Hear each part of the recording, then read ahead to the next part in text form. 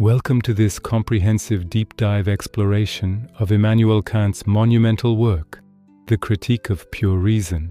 This video is designed to take you through one of the most challenging yet profoundly influential texts in the history of philosophy, breaking down its complex arguments, examining its key passages, and revealing why this book fundamentally transformed how we think about knowledge, reality, and the limits of human understanding. Over the course of the next few hours, we'll journey together through Kant's intricate philosophical architecture, unpacking each major section, analyzing crucial quotes, and exploring the deep implications of his revolutionary ideas. Whether you're encountering Kant for the first time or returning to this work with fresh eyes, this video aims to make the critique accessible, engaging, and deeply rewarding. The Prefaces, setting the stage for a Copernican revolution. Kant published The Critique of Pure Reason in 2 editions, the first in 1781 known as the A edition, and a substantially revised second edition in 1787 called the B edition. Each edition includes its own preface, and these prefaces are not mere formalities. They provide essential insight into Kant's motivations, his understanding of philosophy's troubled state, and his bold ambitions for what this work would accomplish. Let's begin by examining what Kant tells us in these opening statements, because they frame everything that follows. In the first preface, Kant immediately confronts his reader with a problem that had plagued philosophy for centuries. He observes that metaphysics, which ought to be the queen of all the sciences, has instead fallen into disrepute. Unlike mathematics or natural science, which progress steadily and build upon established foundations, metaphysics seems to go in circles. Philosophers endlessly debate the same questions without ever reaching consensus. They propose elaborate systems, only to have those systems challenged and overturned by the next generation of thinkers. As Kant puts it, those engaged in metaphysical pursuits find themselves invariably brought to a stand before the goal is reached, and compelled to retrace their steps and strike into fresh paths. This perpetual lack of progress suggests that something is fundamentally wrong with how metaphysics has been conducted. Why does this happen? Kant suggests that the problem lies in the method. Metaphysicians have assumed that our knowledge must conform to objects. That is, they've taken for granted that our minds passively receive information about things as they exist independently of us, and that the structure of reality determines the structure of our knowledge. But this assumption, Kant argues, has led metaphysics into an endless maze of contradictions and uncertainties. How can we be certain about the nature of reality if our only access to it is through our limited sensory and mental faculties? How can we know anything about objects beyond our experience? Kant proposes a revolutionary alternative, one he compares to the Copernican revolution in astronomy. Just as Copernicus reversed the assumption that the sun revolves around the earth and proposed instead that the earth revolves around the sun, Kant suggests we reverse our basic assumption about knowledge. Instead of assuming our knowledge must conform to objects, what if objects must conform to our knowledge? What if the structure of our experience is not simply imposed on us by an independent reality, but is partly determined by the nature of our own cognitive faculties? This doesn't mean that we create reality out of nothing, but it does mean that the reality we can know, the world of our experience, is shaped by the forms and structures inherent in human cognition itself. This is a staggering proposal, and Kant knows it. He's claiming that we can never know things as they are in themselves, independent of our modes of experiencing them. What we know is always phenomena, things as they appear to us through the lens of our sensory and intellectual capacities. But this limitation paradoxically opens up new possibilities. If we can determine what structures our minds necessarily impose on experience, we can discover principles that must hold for all possible experience. These would be synthetic a priori truths, judgments that expand our knowledge beyond mere definitions, yet are necessarily and universally true because they express the conditions that make experience itself possible. The first preface is relatively brief, but in the second preface, written for the 1787 edition, Kant expands on his project and responds to some early criticisms. He emphasizes more strongly the comparison with Copernicus and clarifies his doctrine of transcendental idealism. He also addresses concerns that his philosophy might undermine religion or morality. In fact, Kant argues, by limiting the claims of theoretical reason, by showing that we cannot have theoretical knowledge of things beyond possible experience like God, freedom, or the immortal soul.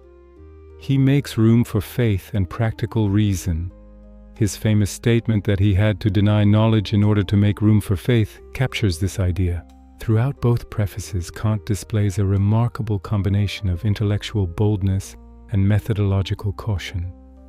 He knows he's proposing something unprecedented, a complete overhaul of philosophy's foundations, yet he also insists that his approach is scientific, systematic, and demonstrable. The critique of pure reason is not meant to be a personal opinion or speculative guess. It's meant to be a rigorous investigation that will place metaphysics on the secure path of science once and for all. The Introduction, defining the problem and the project. After the prefaces, Kant moves into the Introduction, which further clarifies the central questions and concepts that will occupy the rest of the book. The Introduction is where Kant introduces some of his most important distinctions and poses the key question that drives the entire critique. How are synthetic a priori judgments possible? To understand this question, we need to grasp Kant's distinction between different types of judgments. First, there's the distinction between a priori and a posteriori knowledge. A priori knowledge is knowledge that is independent of experience. We can know it to be true without having to observe the world. Mathematical truths are Kant's prime example. We know that 7 plus 5 equals 12, not by adding up physical objects repeatedly, but through pure reasoning. A posteriori knowledge, by contrast, depends on experience. We know that it's raining outside only by looking or hearing the rain or feeling the wetness. Second, there's the distinction between analytic and synthetic judgments. An analytic judgment is one where the predicate is already contained in the concept of the subject. All bachelors are unmarried is analytic because the concept of being unmarried is already part of what we mean by bachelor. Analytic judgments don't expand our knowledge, they merely make explicit what was already implicit in our concepts. Synthetic judgments, on the other hand, add something new. The cat is on the mat is synthetic, because the concept of cat doesn't inherently include the information about where the cat is located. Synthetic judgments genuinely expand our knowledge. Now, combining these distinctions, we can identify different types of judgments. Analytic a priori judgments are easy to understand. These are logical truths and definitions that we know without experience, and that do not expand our knowledge. A posteriori judgments are always synthetic because experience always adds new information to our concepts. The puzzle, the philosophical mystery that Kant puts at the center of his project, concerns synthetic a priori judgments. Are there judgments that expand our knowledge yet are known with certainty independent of experience? Kant's answer is yes, and he gives several examples. Mathematical propositions are synthetic a priori. When we say 7 plus 5 equals 12, we're not simply analyzing the concepts of 7, 5, and addition. We're constructing a new cognition that goes beyond those concepts yet is necessarily true. The principles of natural science also include synthetic a priori elements. The principle that every event has a cause is not derived from experience alone, nor is it merely an analytic truth. Instead, it's a principle that our understanding imposes on experience as a condition of making sense of it. The possibility of synthetic a priori knowledge is crucial for Kant's entire project. If such knowledge is possible, then we can have certainty about some fundamental features of reality without having to rely solely on uncertain empirical observation. But if it's possible, we need to explain how. What is the source of synthetic a priori knowledge? What justifies our confidence in it? These questions set the agenda for the critique of pure reason. Kant tells us that pure reason is the faculty that contains the principles of knowing anything absolutely a priori. By critique of pure reason, he means a systematic examination of this faculty, its scope, its powers, and most importantly, its limits. The goal is not to expand our knowledge by discovering new things about the world, but rather to investigate the capacity for knowledge itself. It's a reflective, self-examining project where reason turns its gaze upon itself to determine what it can and cannot accomplish. The introduction also makes clear that Kant's investigation will be transcendental rather than merely psychological or empirical. A transcendental inquiry doesn't ask about the actual workings of the mind as a natural phenomenon. That would be the domain of psychology. Instead, it asks about the necessary conditions that make experience and knowledge possible in the first place. It's concerned with what must be true about our cognitive structure if we are to have the kind of experience and knowledge that we undeniably do have. This transcendental approach is Kant's most distinctive contribution to philosophy. He's not describing how we happen to think, but rather articulating the framework that any rational being must employ to have coherent experience of an objective world. If Kant succeeds in this project, he will have identified universal and necessary features of human knowledge, features that apply not just to some people or in some circumstances, but to all possible human cognizers at all times. The introduction concludes by outlining the structure of the work ahead. Kant divides his investigation into two main parts: the Transcendental Doctrine of Elements and the Transcendental Doctrine of Method. The Doctrine of Elements examines the components or elements that constitute our knowledge, the forms of sensibility and the concepts of the understanding. The Doctrine of Method, much shorter, discusses how these elements should be properly employed and organized. Within the Doctrine of Elements, Kant further distinguishes the Transcendental Aesthetic, which deals with sensibility and intuition, from the Transcendental Logic, which deals with the understanding and concepts. This careful, systematic structure is no accident. Kant believes that philosophy must proceed with the rigor and organization of a science. Every claim must be justified, every step must follow logically from what came before, and the whole must form a coherent architectonic system. The critique is meant to be complete and exhaustive. It aims to say everything that can be said about the conditions of possible experience and to definitively settle the questions that have divided philosophers for millennia. As we embark on this journey through the critique, keep in mind Kant's central conviction that by understanding the conditions and limits of our own cognitive capacities, we can achieve genuine knowledge about the necessary structure of experience, while also recognizing the boundaries beyond which reason cannot legitimately venture. This dual accomplishment, securing the foundations of science and mathematics while limiting the pretensions of speculative metaphysics, is what makes the critique of pure reason both revolutionary and enduringly relevant. Part 1. The Transcendental Aesthetic, Introduction and Purpose. Having established the fundamental question of the critique, how are synthetic a priori judgments possible? Kant now turns to the first major division of his investigation, the Transcendental Aesthetic. The very term aesthetic might seem unusual to modern readers who associate aesthetics with art and beauty. But Kant is using the word in its original Greek sense, derived from aesthesis, meaning sensation or perception. The Transcendental Aesthetic is therefore the science of all principles of a priori sensibility. It examines the contribution that our sensory faculty makes to knowledge before we even begin to think conceptually about what we sense. This focus on sensibility as distinct from understanding is absolutely crucial to Kant's entire philosophical system. He insists that human knowledge requires two distinct components working together, intuitions and concepts. In one of his most famous formulations, Kant declares that thoughts without content are empty, intuitions without concepts are blind. What does this mean? An intuition is an immediate, singular representation that relates directly to an object. It's the way objects are given to us through sensibility. A concept, by contrast, is a general representation that applies to multiple objects through shared characteristics. It's the way we think about objects through the understanding. Neither faculty can do the work of the other. We cannot think our way to direct acquaintance with objects, nor can we merely sense our way to general knowledge. Knowledge requires the cooperation of both. The Transcendental Aesthetic will focus exclusively on sensibility and intuition, setting aside for the moment any consideration of how the understanding processes sensory input through concepts. Kant's central claim here is revolutionary and will require extensive unpacking. Space and time are not features of things as they exist independently of us, but rather the pure forms of human sensible intuition. They are the necessary structures through which we must receive any sensory information whatsoever.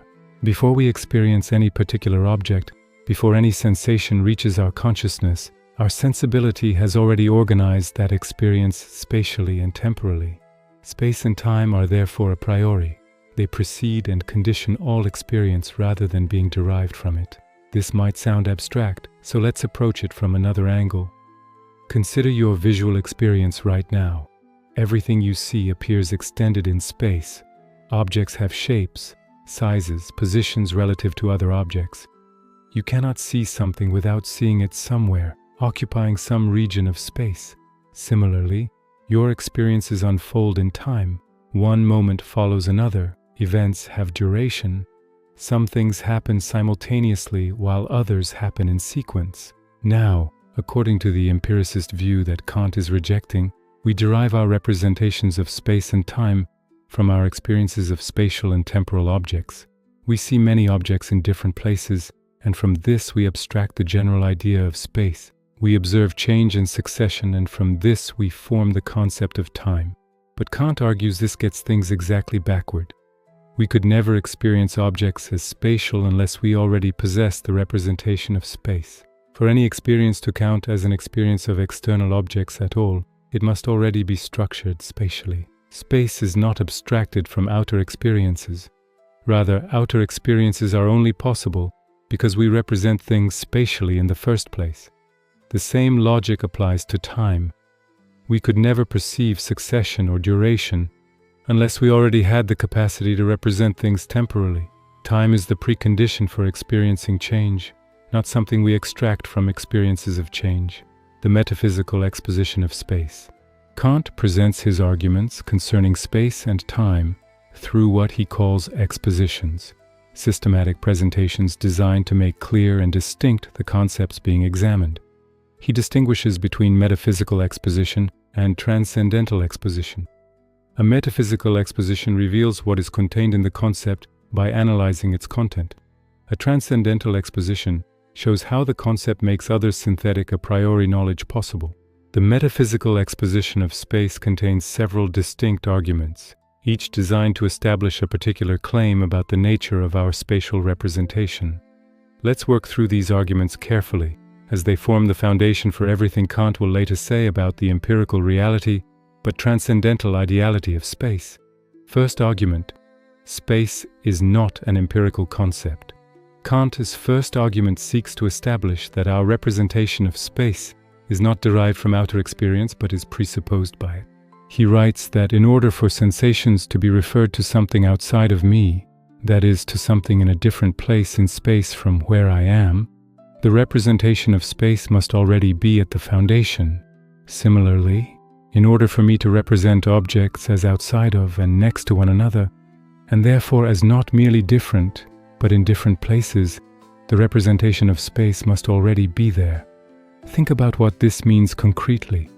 When you perceive a coffee cup on your desk, you don't first perceive raw sensory data and then infer that it must be somewhere in space. Rather, the very form of your perception is spatial.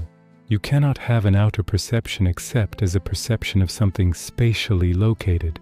The spatial character of your experience is not something added to it or concluded from it.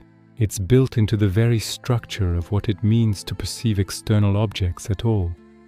This suggests that space is an a priori representation, one that must already be present as a condition of having any outer experience whatsoever. Second argument: space is a necessary a priori representation. Kant's second argument intensifies the first by claiming that we can never represent the absence of space, although we can very well think of space as empty of objects. Try it right now. Try to imagine what it would be like for space itself not to exist. You'll find that you cannot do it. You can imagine an empty space, a void with nothing in it. You can imagine this room without any furniture, or even imagine the entire universe empty of all matter. But you cannot imagine the non-existence of space itself, because the very act of imagining requires you to represent things spatially. Even if what you are representing is emptiness, that emptiness has spatial character. This impossibility is not merely a psychological limitation, as if we just happen to find it hard to think non-spatially. Rather, it reveals something fundamental about the structure of our sensibility. Space is a necessary representation that grounds all outer intuitions. It must be regarded as an a priori condition for the possibility of appearances, not as a determination dependent on them. We can abstract away every object from space, but we cannot abstract away space itself from our representation of outer experience. This argument also helps us distinguish genuine outer experience from mere imagination or thought. When I think about a unicorn, I'm not thereby experiencing an outer object. I'm entertaining a concept without a corresponding intuition. But if I were to perceive something I mistakenly believed to be a unicorn, that perception would necessarily involve spatial representation. The object would appear to be somewhere, to have a shape and size, to stand in spatial relations to other things. This spatial structure is non-optional for genuine outer perception. Third argument, space is not a discursive concept, but an intuition. Here Kant makes a crucial distinction that will pervade his entire philosophy. Space is not a general concept under which particular instances fall, but rather a singular, immediate representation. What's the difference? A concept like dog is general. It applies to many individual dogs, each of which is an instance of the concept. The concept doesn't give us direct access to any particular dog. It's a rule for thinking about dogs in general. But space is not like this. There is only one space, and all particular spaces, the space of this room, the space between two objects, the space of a geometrical figure, are limitations or regions within this single, all-encompassing space. Kant puts it strikingly when he says that we can represent to ourselves only a single space, and when we speak of many spaces, we mean only parts of one and the same unique space. Moreover, these parts cannot precede the single, all-encompassing space as its components, but are only thought in it. Space is essentially singular. The plurality we find in it depends only on limitations. This means that our representation of space is an intuition rather than a concept. It's a direct, singular representation rather than a general rule applying to multiple instances. Why does this matter? Because it helps explain how geometry can be synthetic a priori knowledge. If space were merely a concept abstracted from experience, geometrical truths would either be analytic, merely defining what we mean by geometrical terms, or empirical, requiring measurement and observation. But geometry is neither. When we know that the angles of a triangle sum to 180 degrees, we're not simply unpacking the definition of triangle, nor are we generalizing from having measured many triangles. Rather, we're recognizing a necessary feature of spatial intuition itself. Geometry describes the structure of our a priori spatial intuition, and because all objects of outer experience must conform to this intuition, geometrical truths apply necessarily and universally to all possible objects of experience. Fourth argument, space is represented as an infinite given magnitude.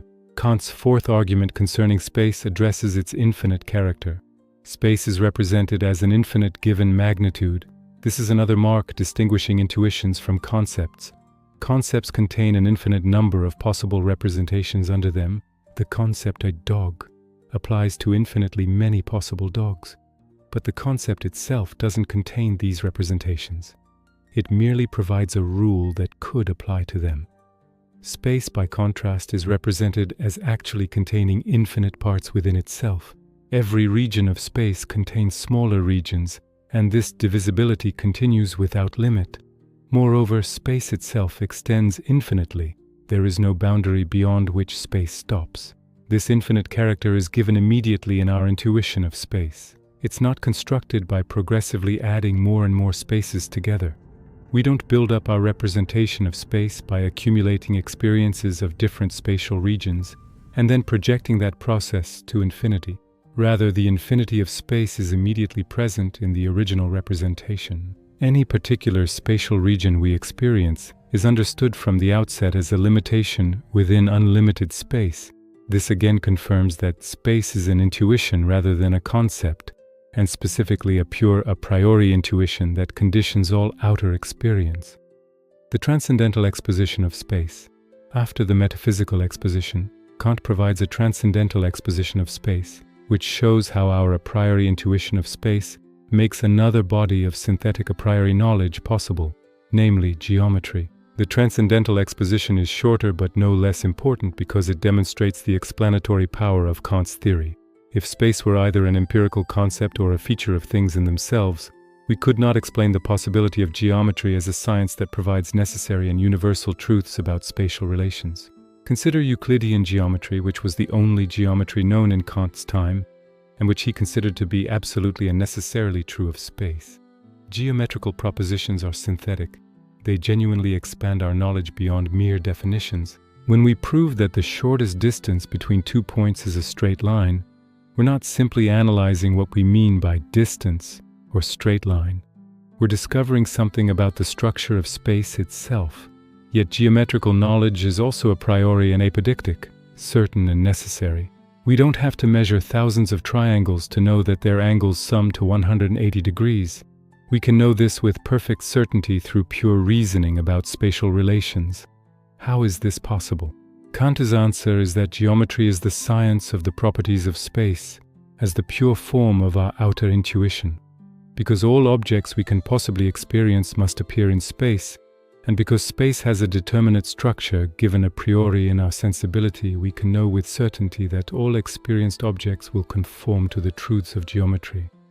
Geometry doesn't describe some mysterious Platonic realm of perfect forms, nor does it simply generalize from empirical observations.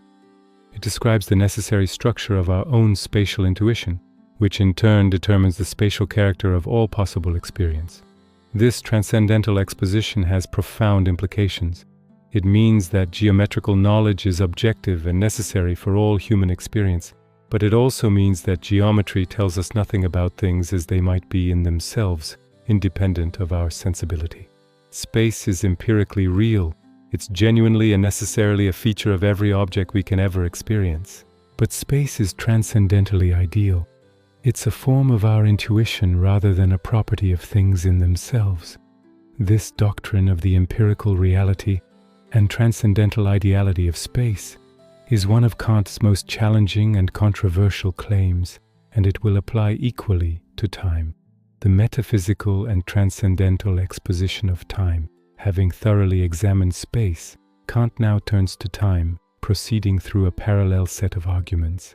Time, like space, will be shown to be a pure form of intuition, rather than either an empirical concept or a property of things in themselves. However, time has a unique status in Kant's system, because it is the form of inner sense, as well as accompanying all outer sense.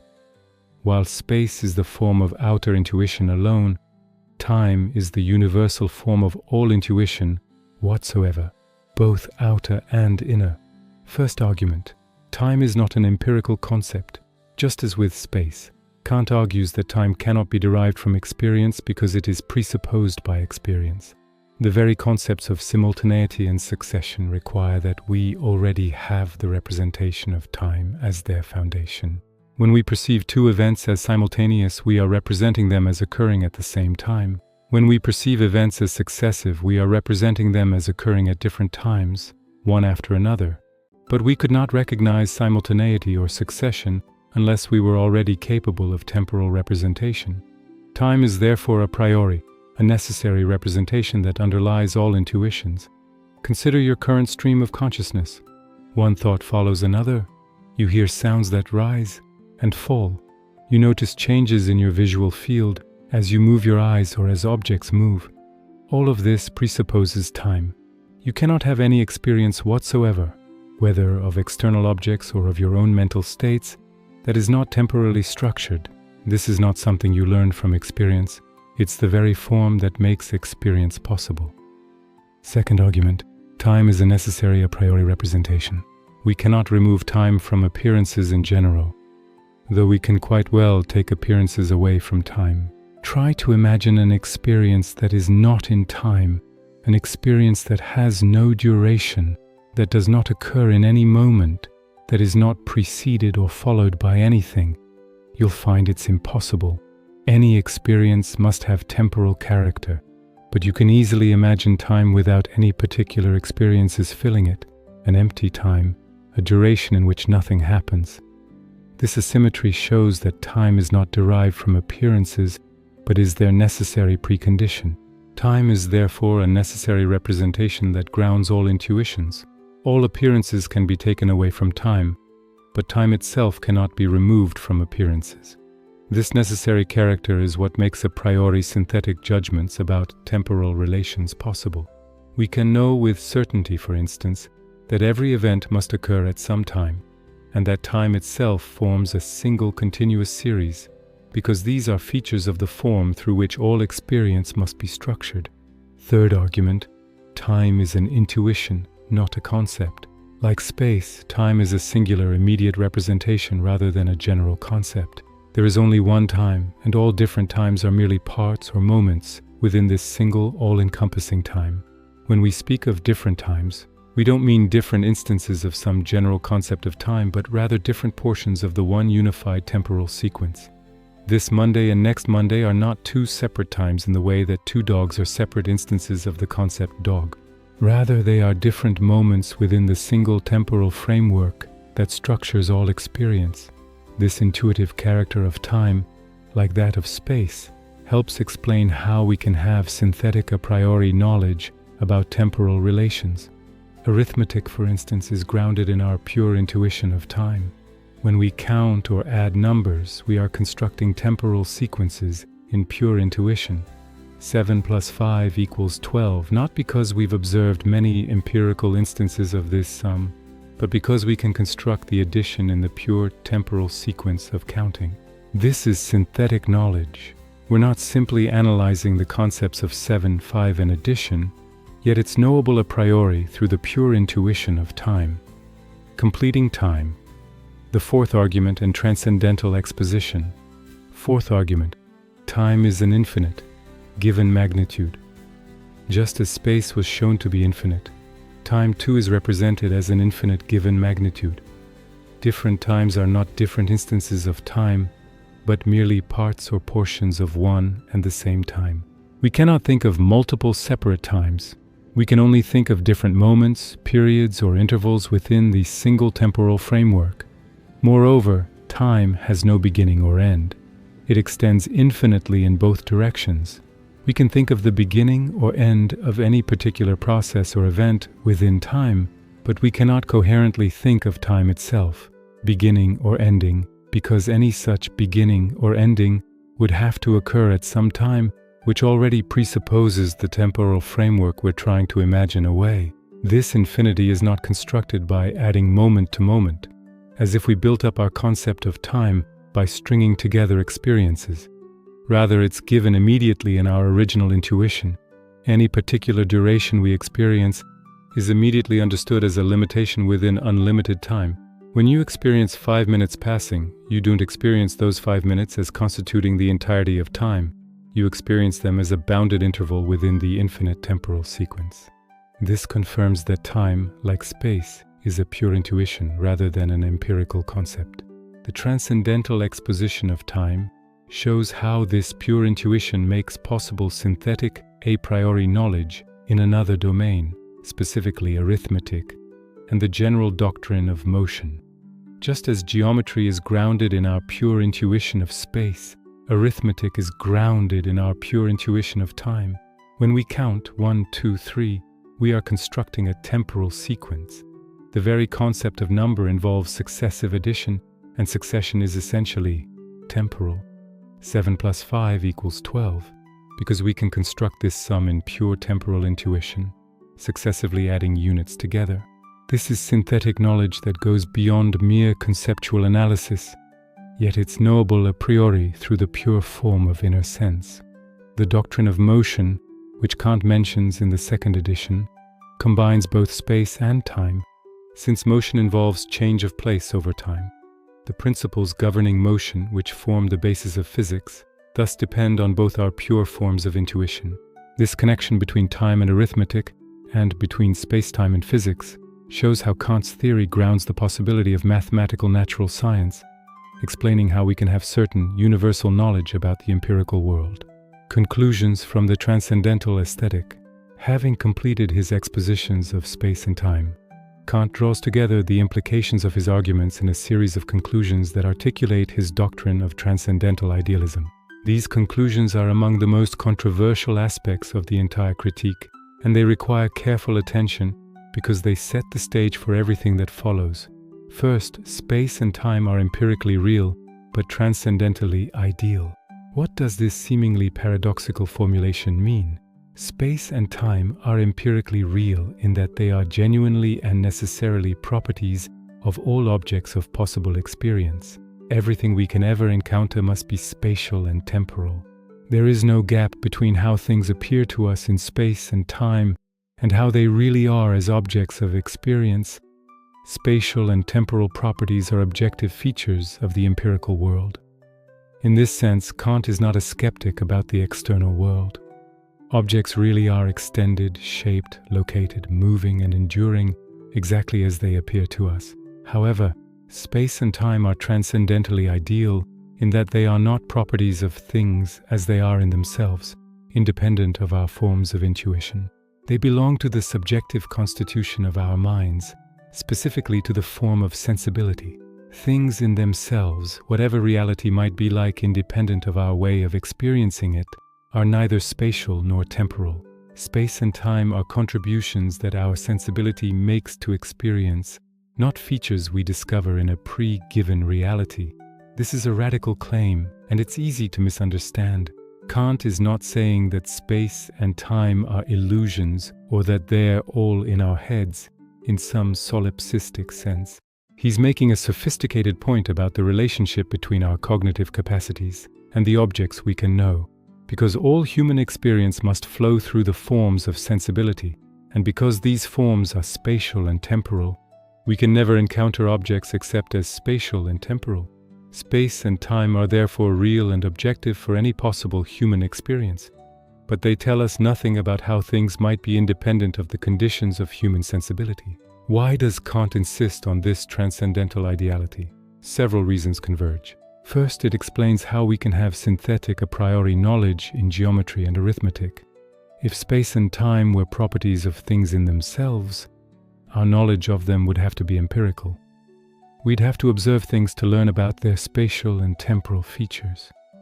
But if space and time are forms of our intuition, we can know their structure a priori by examining the necessary conditions of our own sensibility. Second, it solves certain traditional metaphysical puzzles and antinomies that arise when we treat space and time as absolute realities. Third, it limits the scope of theoretical reason, preventing us from making unjustified claims about supersensible reality while preserving the possibility of practical faith. Another crucial conclusion concerns the relationship between appearances and things in themselves. Kant argues that all objects of our experience are appearances, phenomena, not things in themselves, noumena. An appearance is not an illusion or something merely subjective. It's a genuine object structured by our forms of intuition and concepts of understanding. Appearances are empirically real, but they're appearances to us, for beings with our kind of sensibility and understanding. Things in themselves remain unknowable to us not because they're hidden behind a veil we might someday penetrate, but because the very idea of knowing something requires applying our forms of intuition and categories, which only yield knowledge of objects as they appear to us. This distinction is sometimes called Kant's two-aspect, or two-worlds interpretation, though there's scholarly debate about which formulation better captures his meaning. Are we talking about the same things viewed from two different perspectives, how they appear versus how they are in themselves, or about two different realms of entities, the world of appearances versus the world of things in themselves? Kant's language sometimes suggests one, sometimes the other. What's clear is that he insists we can have knowledge only of appearances, while things in themselves remain beyond the bounds of possible experience, and therefore beyond the bounds of knowledge. The Transcendental Aesthetic concludes with a powerful statement of its achievement. It has shown that space and time are the a priori conditions of all experience, that they make possible synthetic a priori knowledge in mathematics, and that they are empirically real but transcendentally ideal. This provides the foundation for the next stage of the investigation. We've seen how sensibility structures experience through the pure forms of intuition. Now we must examine how the understanding structures experience through concepts. Transition to transcendental logic. Kant now moves from the transcendental aesthetic to the transcendental logic, from the study of sensibility to the study of understanding. Remember his principle. Intuitions without concepts are blind. Sensibility gives us the matter of experience. the sensory manifold structured spatially and temporally. But for this manifold to become knowledge of objects, it must be thought through concepts. We don't just have sensations arranged in space and time. We recognize objects. We make judgments about them. We understand them as substances with properties, as causes and effects, as actually existing or merely possible. The understanding is the faculty of concepts and judgments. While sensibility is receptive, it receives impressions. Understanding is spontaneous. It actively produces thoughts. While intuitions are singular and immediate, concepts are general and mediate. The understanding thinks about the sensory manifold by bringing it under concepts, thereby producing judgments that can be true or false. Transcendental logic differs from general or formal logic in crucial ways. General logic abstracts from all content of knowledge and considers only the form of thought in general, the rules that any thinking whatsoever must follow to be coherent. It tells us, for instance, that we cannot affirm both A and not A, or that if all A are B and all B are C, then all A are C. These are purely formal principles that hold regardless of what we're thinking about. General logic is concerned with the consistency and validity of reasoning, not with truth or reference to objects. Transcendental logic, by contrast, is concerned with the a priori conditions under which we can have knowledge of objects. It examines not thought in general, but specifically the thought of objects of experience. It asks, what concepts must we employ to think of objects as objects? What principles must govern our judgments if those judgments are to constitute objective knowledge rather than mere subjective associations? Transcendental logic thus has content. It's about the necessary structure of experience, but it's still a priori, not derived from particular experiences. Kant divides transcendental logic into two parts, the Transcendental Analytic and the Transcendental Dialectic. The analytic is the logic of truth. It sets out the correct use of the understanding in relation to objects of possible experience. The dialectic is the logic of illusion. It exposes the errors that arise when we try to use the understanding beyond the bounds of possible experience, attempting to gain knowledge of purely intellectual objects like the soul, the cosmos as a whole, or God. The Transcendental Analytic, concepts and categories. The Transcendental Analytic begins with what Kant calls the metaphysical deduction of the categories. This section is shorter and somewhat less famous than the Transcendental Deduction that follows, but it's crucial because it introduces the categories themselves, the fundamental pure concepts of the understanding. Kant's strategy here is brilliant in its systematic character. He starts with the observation that the understanding is the faculty of judgment. Its essential function is to unite representations in judgments. All thinking ultimately takes the form of judgment. When I think about an object, I'm making judgments about it. This object is red. If I drop this object, it will fall. This object might be valuable. The various ways we can form judgments, the different logical structures our judgments can have, will provide what Kant calls a guiding thread to discovering the fundamental concepts the understanding employs. Formal logic had already categorized the different forms of judgment, and Kant adopts this traditional classification with some modifications. He identifies 4 main headings, each with 3 subtypes, giving 12 logical forms of judgment in total. Quantity, universal judgments, all S are P. Particular judgments, some S are P. Singular judgments, this S is P. Quality, affirmative judgments, S is P. Negative judgments, S is not P. Infinite judgments, S is non-P. Relation, categorical judgments, S is P. Hypothetical judgments, if S is P, then Q is R. Disjunctive judgments, S is either P or Q. Modality, problematic judgments, S might be P. Assertoric judgments, S is P. Apodictic judgments, S must be P. Now comes Kant's key move. Corresponding to each of these 12 logical forms of judgment, there must be a pure concept of the understanding, a category, that makes it possible to apply that form of judgment to the sensory manifold given in intuition. These categories are not derived from experience. They're a priori concepts that the understanding contributes to experience. They are the concepts under which any object of experience whatsoever must fall. The table of categories thus mirrors the table of judgments: quantity, unity, plurality, totality; quality, reality, negation, limitation; relation, substance, accident, cause, effect; community, reciprocal interaction; modality, possibility, impossibility; existence, non-existence; necessity, contingency. These 12 categories are the fundamental concepts through which the understanding thinks about objects. Every object we can experience must be thought through these categories. We must think of objects as having a determinate quantity, as one thing or many, as totality; as having reality or being limited by negation, as substances bearing properties; as standing in causal relations, as existing or merely possible, and so forth.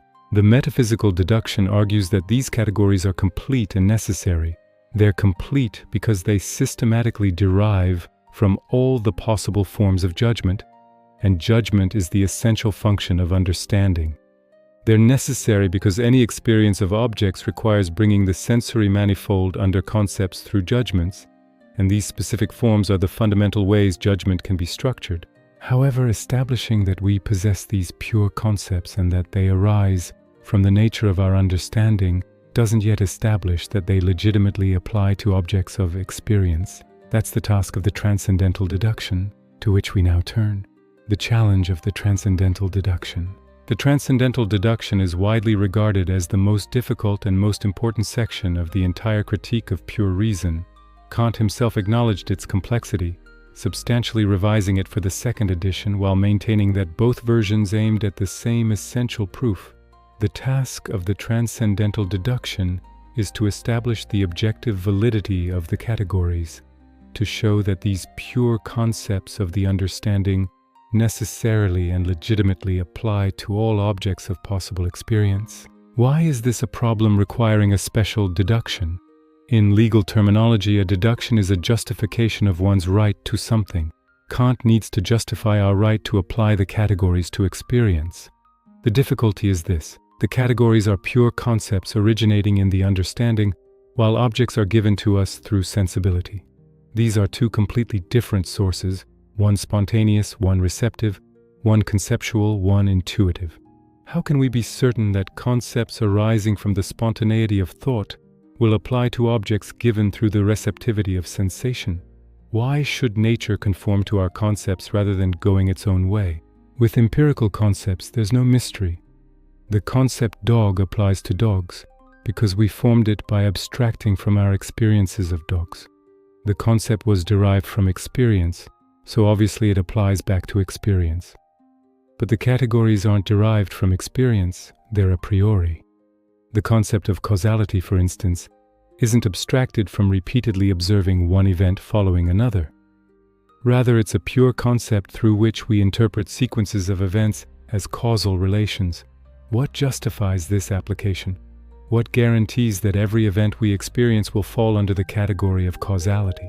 Kant's answer is one of the most profound and revolutionary arguments in the history of philosophy. The categories apply necessarily to all objects of experience because they are the very conditions that make experience of objects possible in the first place. Without the categories, the sensory manifold given in intuition would remain a blooming, buzzing confusion. It would never constitute experience of a coherent, objective world. The categories don't describe objects that exist independently of our cognitive faculties. Rather, they prescribe the form that any object of our experience must take. The starting point, the unity of apperception. The key to the entire transcendental deduction is Kant's doctrine of the transcendental unity of apperception. Apperception means self-consciousness, the awareness of one's own mental states. But Kant isn't talking about empirical self-consciousness, the psychological awareness of your particular thoughts and feelings as they come and go. He's talking about something more fundamental, the necessary unity of consciousness that makes any experience possible at all. Kant introduces this with one of his most famous phrases, "The I think must be able to accompany all my representations." What does this mean? Every representation you have, every perception, thought, memory, or imagination must be capable of being recognized as yours, as belonging to a single unified consciousness. If your representations were completely disconnected from each other, If there were no unity binding them together into a single stream of experience, you wouldn't have a coherent consciousness at all. You wouldn't be able to think or know anything, because thinking and knowing require connecting different representations together in judgments.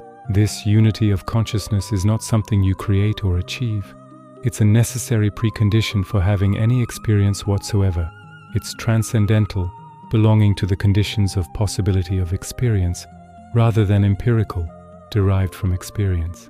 Kant calls it the original unity of apperception, or the transcendental unity of apperception, to distinguish it from the merely empirical unity we happen to find in our psychological lives. Now here's the crucial move. This unity of apperception is not given passively, but must be produced through an activity of synthesis. The sensory manifold, delivered by intuition, is, in itself, just a multiplicity of diverse impressions spread out in space and time. For these diverse impressions to constitute a unified experience belonging to a single consciousness, they must be synthesized, actively combined and unified. This synthesis is the work of the imagination guided by the understanding, and it necessarily employs the categories. Think about what it takes to perceive an object, say a house. Your eyes receive a succession of different impressions. This window, that door, the roof, the walls, different colors and shapes. These impressions arrive at different moments. Your gaze moves across the house over time, yet you don't experience a mere succession of unrelated sensations. You experience a single, unified object, persisting through time. This requires synthesis, the active combination of the diverse sensory manifold into the representation of one object. Moreover, this synthesis must follow rules if it's to produce a coherent, objective representation rather than a mere subjective association. When you perceive a house, you synthesize the impressions according to the concept of substance. You represent the house as a thing that persists even when you're not looking at it. You employ the category of causality. You understand that the house didn't just pop into existence, but was built through causal processes. You use the category of unity. You represent the house as one thing, not as many unrelated things. All the categories are involved in constituting your experience of the house as an object. The argument from the unity of consciousness to the categories, the core argument of the transcendental deduction, can be reconstructed as follows. First premise: all my representations must be capable of being accompanied by the I think. They must belong to a single unified consciousness. This is the transcendental unity of apperception, and it's a necessary condition for having any experience at all. Second premise: for my representations to belong to a single unified consciousness, they must be synthesized, actively combined according to rules. The pure sensory manifold, without synthesis, could never constitute unified experience. Third premise: the categories are precisely the rules according to which synthesis occurs. They are the concepts that prescribe how the manifold must be combined to constitute experience of objects. Conclusion: therefore, the categories necessarily apply to all objects of possible experience. Without the categories, no synthesis. Without synthesis, no unity of consciousness. Without unity of consciousness, no experience at all. This is a transcendental argument. It argues from an undeniable fact that we have unified experience to the necessary conditions that make that fact possible, the applicability of the categories. Kant is not claiming to prove that the external world exists or that causality is a feature of things in themselves. He's showing that if we have experience at all, and we undeniably do, then that experience must be structured by the categories. Synthesis, productive and reproductive imagination. To fully understand the transcendental deduction, we need to examine Kant's account of synthesis in more detail. Kant distinguishes between different levels or types of synthesis, though his exact categorization differs between the A and B editions of the Critique. In the A edition, Kant describes three types of synthesis: the synthesis of apprehension and intuition, the synthesis of reproduction and imagination, and the synthesis of recognition in a concept. Let's examine each of these. The synthesis of apprehension is the most basic level. It involves combining the manifold given in a single intuition. When you look at something, your intuition delivers not a pre-packaged unified impression, but a multiplicity of sensations. These must be run through and held together in a single act of apprehension. Even something as simple as seeing a red patch involves synthesis, the synthesis of the various sensory inputs that constitute the experience of that particular shade and shape at that particular location. This synthesis happens in time because all representations are successive in inner sense. Even a simultaneous visual field is apprehended successively. Your attention moves across it, taking in different parts at different moments. The synthesis of apprehension produces the unity necessary for an intuition to represent something determinate. The synthesis of reproduction involves the imagination's power to recall past representations and combine them with present ones. For you to experience something as an object persisting through time, you must be able to reproduce earlier phases of your perception and connect them with later phases. When you perceive a house by looking at it from different angles, you must reproduce your earlier perception of the front when you're now looking at the side, combining these temporally separated representations into the experience of a single enduring object. Without reproductive synthesis, your experience would collapse into an eternal present moment with no connection to what came before. You couldn't count by the time you reached 5. You would have forgotten 1. You couldn't recognize anything as persisting or recurring because recognition requires comparing present representations with reproduced past ones. Kant emphasizes that this reproductive synthesis must follow rules rather than occurring arbitrarily. Not just any association will do, the reproduction must be governed by concepts if it's to yield objective experience. The synthesis of recognition in a concept brings the preceding syntheses under the unity of apperception through concepts. This is where the categories explicitly enter the picture. For the manifold to constitute knowledge of an object, I must recognize what I've apprehended and reproduced as representing the same object. This recognition requires concepts, general representations under which I bring the synthesized manifold. The categories are the most fundamental of these concepts. They provide the rules for recognizing objects as objects. When I perceive a house, I must recognize the various synthesized representations as representations of one substance with various properties standing in causal relations to other substances. Without this conceptual synthesis, I might have subjective associations. This appearance reminds me of that appearance, but I wouldn't have objective knowledge of an object. The categories make the difference between subjective association and objective representation. In the B edition, Kant streamlines this account, focusing more explicitly on the imagination as the faculty that mediates between sensibility and understanding. He emphasizes the distinction between the productive and reproductive imagination.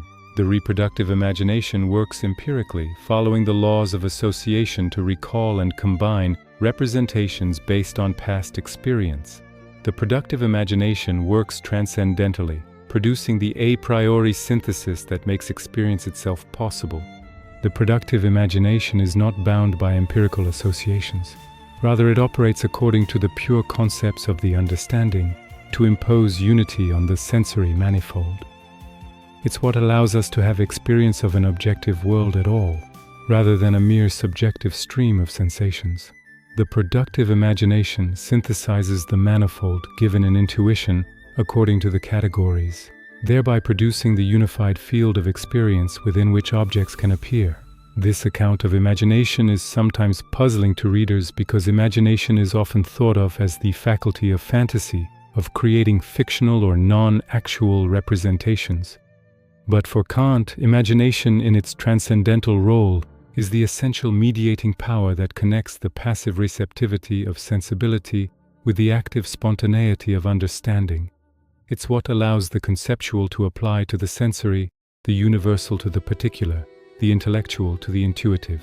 Objective validity and the distinction between subjective association and objective experience. One of the most important aspects of the Transcendental Deduction is how it establishes the difference between merely subjective associations and genuinely objective experience. Hume had argued that what we call causal necessity is really just subjective expectation based on repeated association. We observe one type of event regularly following another, and we develop a habit of expecting the second when we experience the first. But this is purely psychological. There's no necessity in the objects themselves, only in our minds.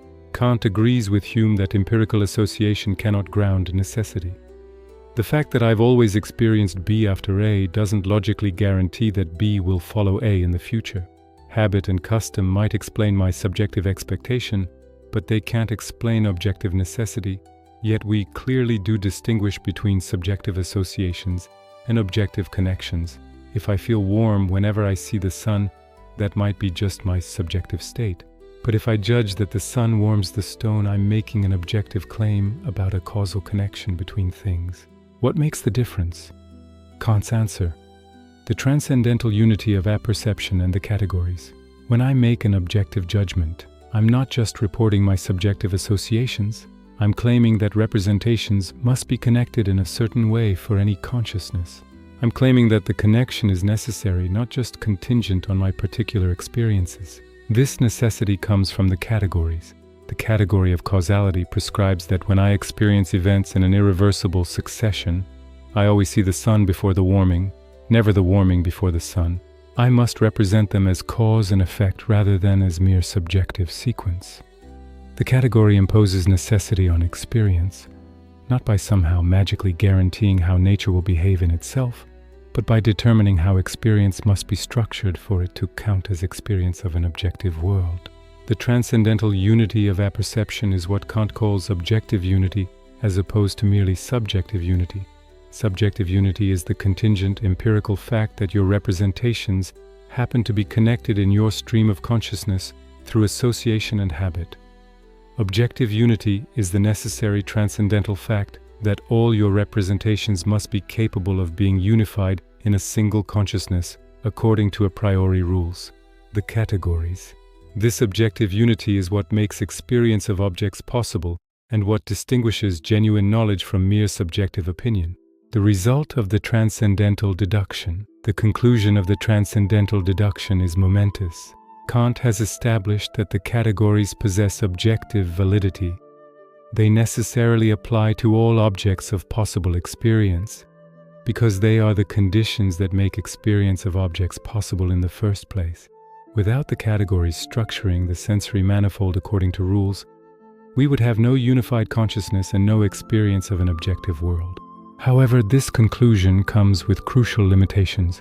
The categories apply validly only within the realm of possible experience, that is, only to phenomena, objects as they appear to us in space and time. We have no warrant for applying the categories beyond experience to things in themselves.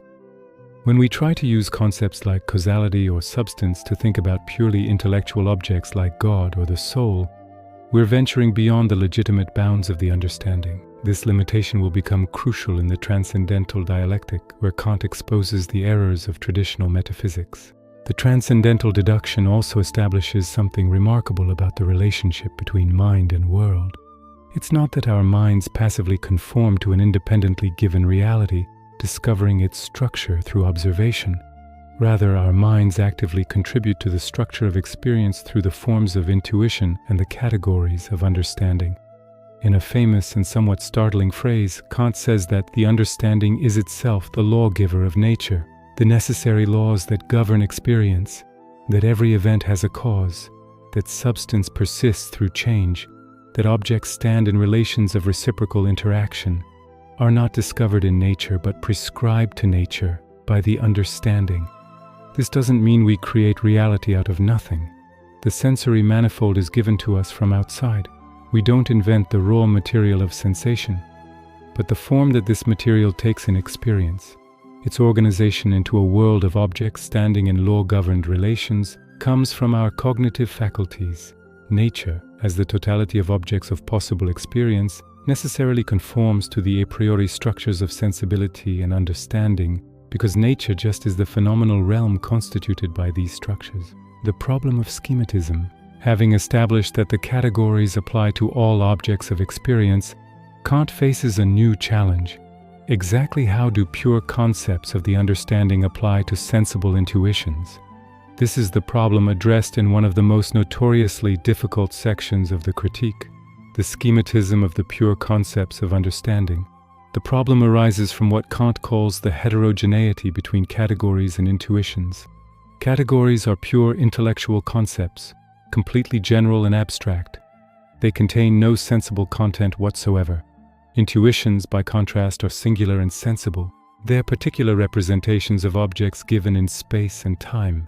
How can something purely intellectual apply to something essentially sensible? How can the universal apply to the particular? With empirical concepts, there's no special mystery about application.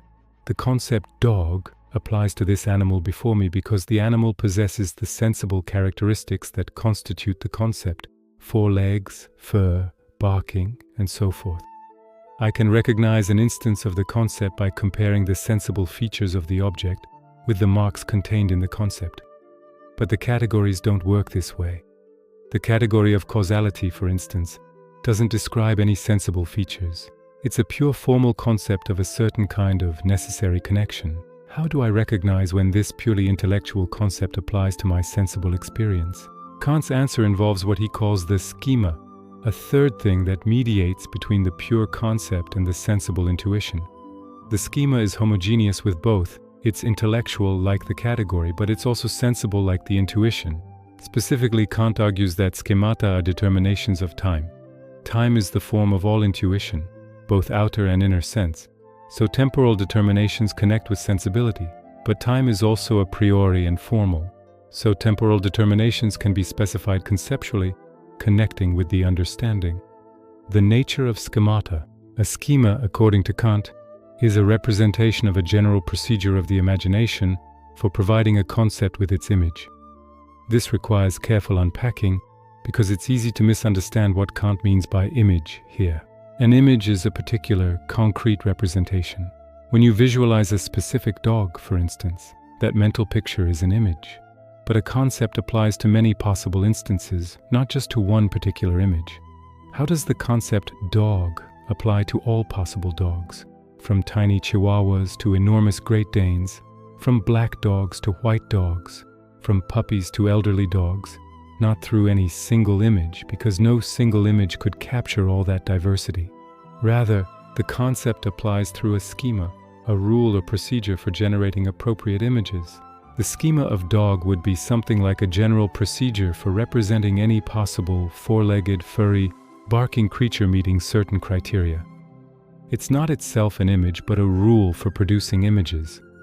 This rule mediates between the concept and particular instances because it's general enough to encompass the concept's full scope, yet specific enough to connect with sensible intuition. For the categories, the situation is more abstract, but structurally similar. The schema of a category is not a sensible image, but a transcendental determination of time. Each category has its own schema, which specifies how time must be determined for that category to apply. Let's examine the schemata of the categories according to their 4 main groups. Schemata of quantity. The schema of quantity in general is number, which is the successive addition of units in time. When we think of an object as having a determinate quantity, we're representing it through the schema of number, as one or many or a totality. Number is essentially temporal because it involves succession. To count, we must proceed 1, 2, 3 through time. Thus, the schema of quantity connects the pure categories of unity, plurality, and totality with sensible intuition through the temporal process of enumeration. Schemata of quality. The schema of reality is the existence of something in time, while the schema of negation is its non-existence at a certain time. The schema of limitation is the combination of being and non-being, something existing with certain boundaries or restrictions in time. Quality concerns the degree to which something fills time with reality. This connects to the intensive magnitude of sensations, the way sensations have degrees of intensity that can vary continuously through time from zero, complete absence, to some maximum. Schemata of relation. These are particularly important because the relational categories generate the most significant synthetic a priori principles. The schema of substance is permanence in time. Substance is what persists while its states change. The schema of causality is succession according to a rule. When cause and effect are necessarily connected, the effect follows the cause according to a determinate temporal order. The schema of community, reciprocal interaction, is simultaneity according to a rule. Substances that interact exist at the same time and mutually determine each other's states. Schemata of modality. The schema of possibility is the agreement with the conditions of time in general. Something is possible if it can exist at some time consistent with the formal conditions of experience. The schema of actuality is existence at a determinate time. Something is actual if it exists at some specific moment. The schema of necessity is existence at all times. Something is necessary if its existence is determined for all time. These temporal schemata provide what Kant calls the bridge between pure concepts and sensible intuitions. They allow us to recognize when a category applies to experience by giving us temporal criteria. For instance, I recognize a causal relation by observing that events occur in irreversible temporal succession according to a rule. I recognize substance by identifying what persists through temporal change. The schemata thus make it possible to use the categories in actual judgments about objects of experience. The transcendental schematism and sensible concepts. The schematism doctrine applies not only to the categories but to all concepts, both pure and empirical. Every concept requires a schema to mediate its application to instances. The schema of triangle, for instance, is the rule for constructing a three-sided figure in pure spatial intuition. This is not any particular triangle, not equilateral specifically or isosceles specifically, but the general procedure for representing triangularity as such. This schema allows us to recognize particular triangles and to reason about triangles in general in geometry. For empirical concepts like dog, the schema incorporates empirical content but still functions as a general procedure rather than a particular image. The schema includes the rule that dogs are four-legged mammals of a certain type, and this rule guides both the recognition of dogs and the imagination's production of dog images when we think about dogs. The transcendental schematism, the schematism of the pure categories, is distinguished from the schematism of empirical concepts by its complete a priori character and its fundamental role in making experience possible. While empirical schemata allow us to organize experience into kinds of objects, transcendental schemata determine the very form that objects as such must take. They're not just helpful tools for classification but necessary conditions for objective experience itself. Kant remarks that the schematism is a hidden art in the depths of the human soul, suggesting that this mediating activity of the imagination occurs largely unconsciously. We don't explicitly think about temporal determinations when we judge that one event caused another. We simply recognize the causal relation. Yet according to Kant's analysis, this recognition implicitly involves the transcendental schema of causality, succession according to a rule in time. The schematism thus reveals the deep structure underlying our ordinary cognitive activities. Transition to the principles of pure understanding. The doctrine of schematism prepares the way for Kant's systematic presentation of the principles of pure understanding, the synthetic a priori judgments that follow from the categories and their schemata. These principles constitute what Kant calls the rules of the understanding's legislation of nature. They're the fundamental laws that all objects of experience must obey, not because we've discovered them empirically, but because they express the conditions that make experience of objects possible. Kant organizes the principles according to the four groups of categories, though he distinguishes between mathematical and dynamical principles. Mathematical principles, those relating to quantity and quality, are constitutive. They determine what properties objects must have simply by appearing in experience. Dynamical principles, those relating to relation and modality, are regulative. They determine the rules for seeking connections among objects in experience. The mathematical principles are called axioms of intuition and anticipations of perception. The dynamical principles divide into the analogies of experience and the postulates of empirical thought. We'll examine each group in detail, seeing how Kant derives substantive metaphysical principles from his analysis of the conditions of possible experience. The system of all principles. Having established the objective validity of the categories and explained how they apply to intuitions through their temporal schemata, Kant now presents the system of principles that flow from these categories. These principles constitute synthetic a priori knowledge, judgments that expand our knowledge beyond mere conceptual analysis, yet are necessarily and universally true for all possible experience. They are the fundamental laws that govern the phenomenal world. not discovered through observation, but derived from the conditions that make observation possible. Kant divides these principles into two main groups, mathematical and dynamical. This division reflects a fundamental difference in how the principles relate to experience.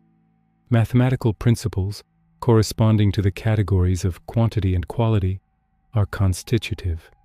They directly determine the form that appearances must take simply by appearing.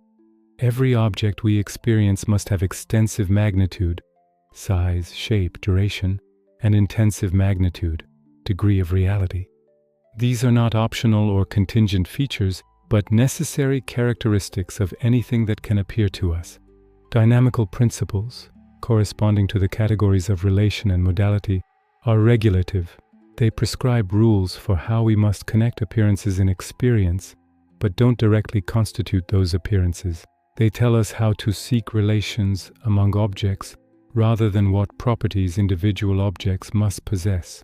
The distinction is subtle but important. Mathematical principles concern the intuition of appearances as such, while dynamical principles concern the existence of appearances and their relations to each other. Axioms of intuition. All intuitions are extensive magnitudes. The first principle, the axiom of intuition, states that all intuitions are extensive magnitudes. An extensive magnitude is one whose representation requires the successive synthesis of parts to form a whole. When you perceive a line, you don't grasp it all at once as a simple, unanalyzable unity. Rather, you must represent it by going through its parts, from this point to that point, and combining these parts into a representation of the whole line. The same applies to any spatial extent.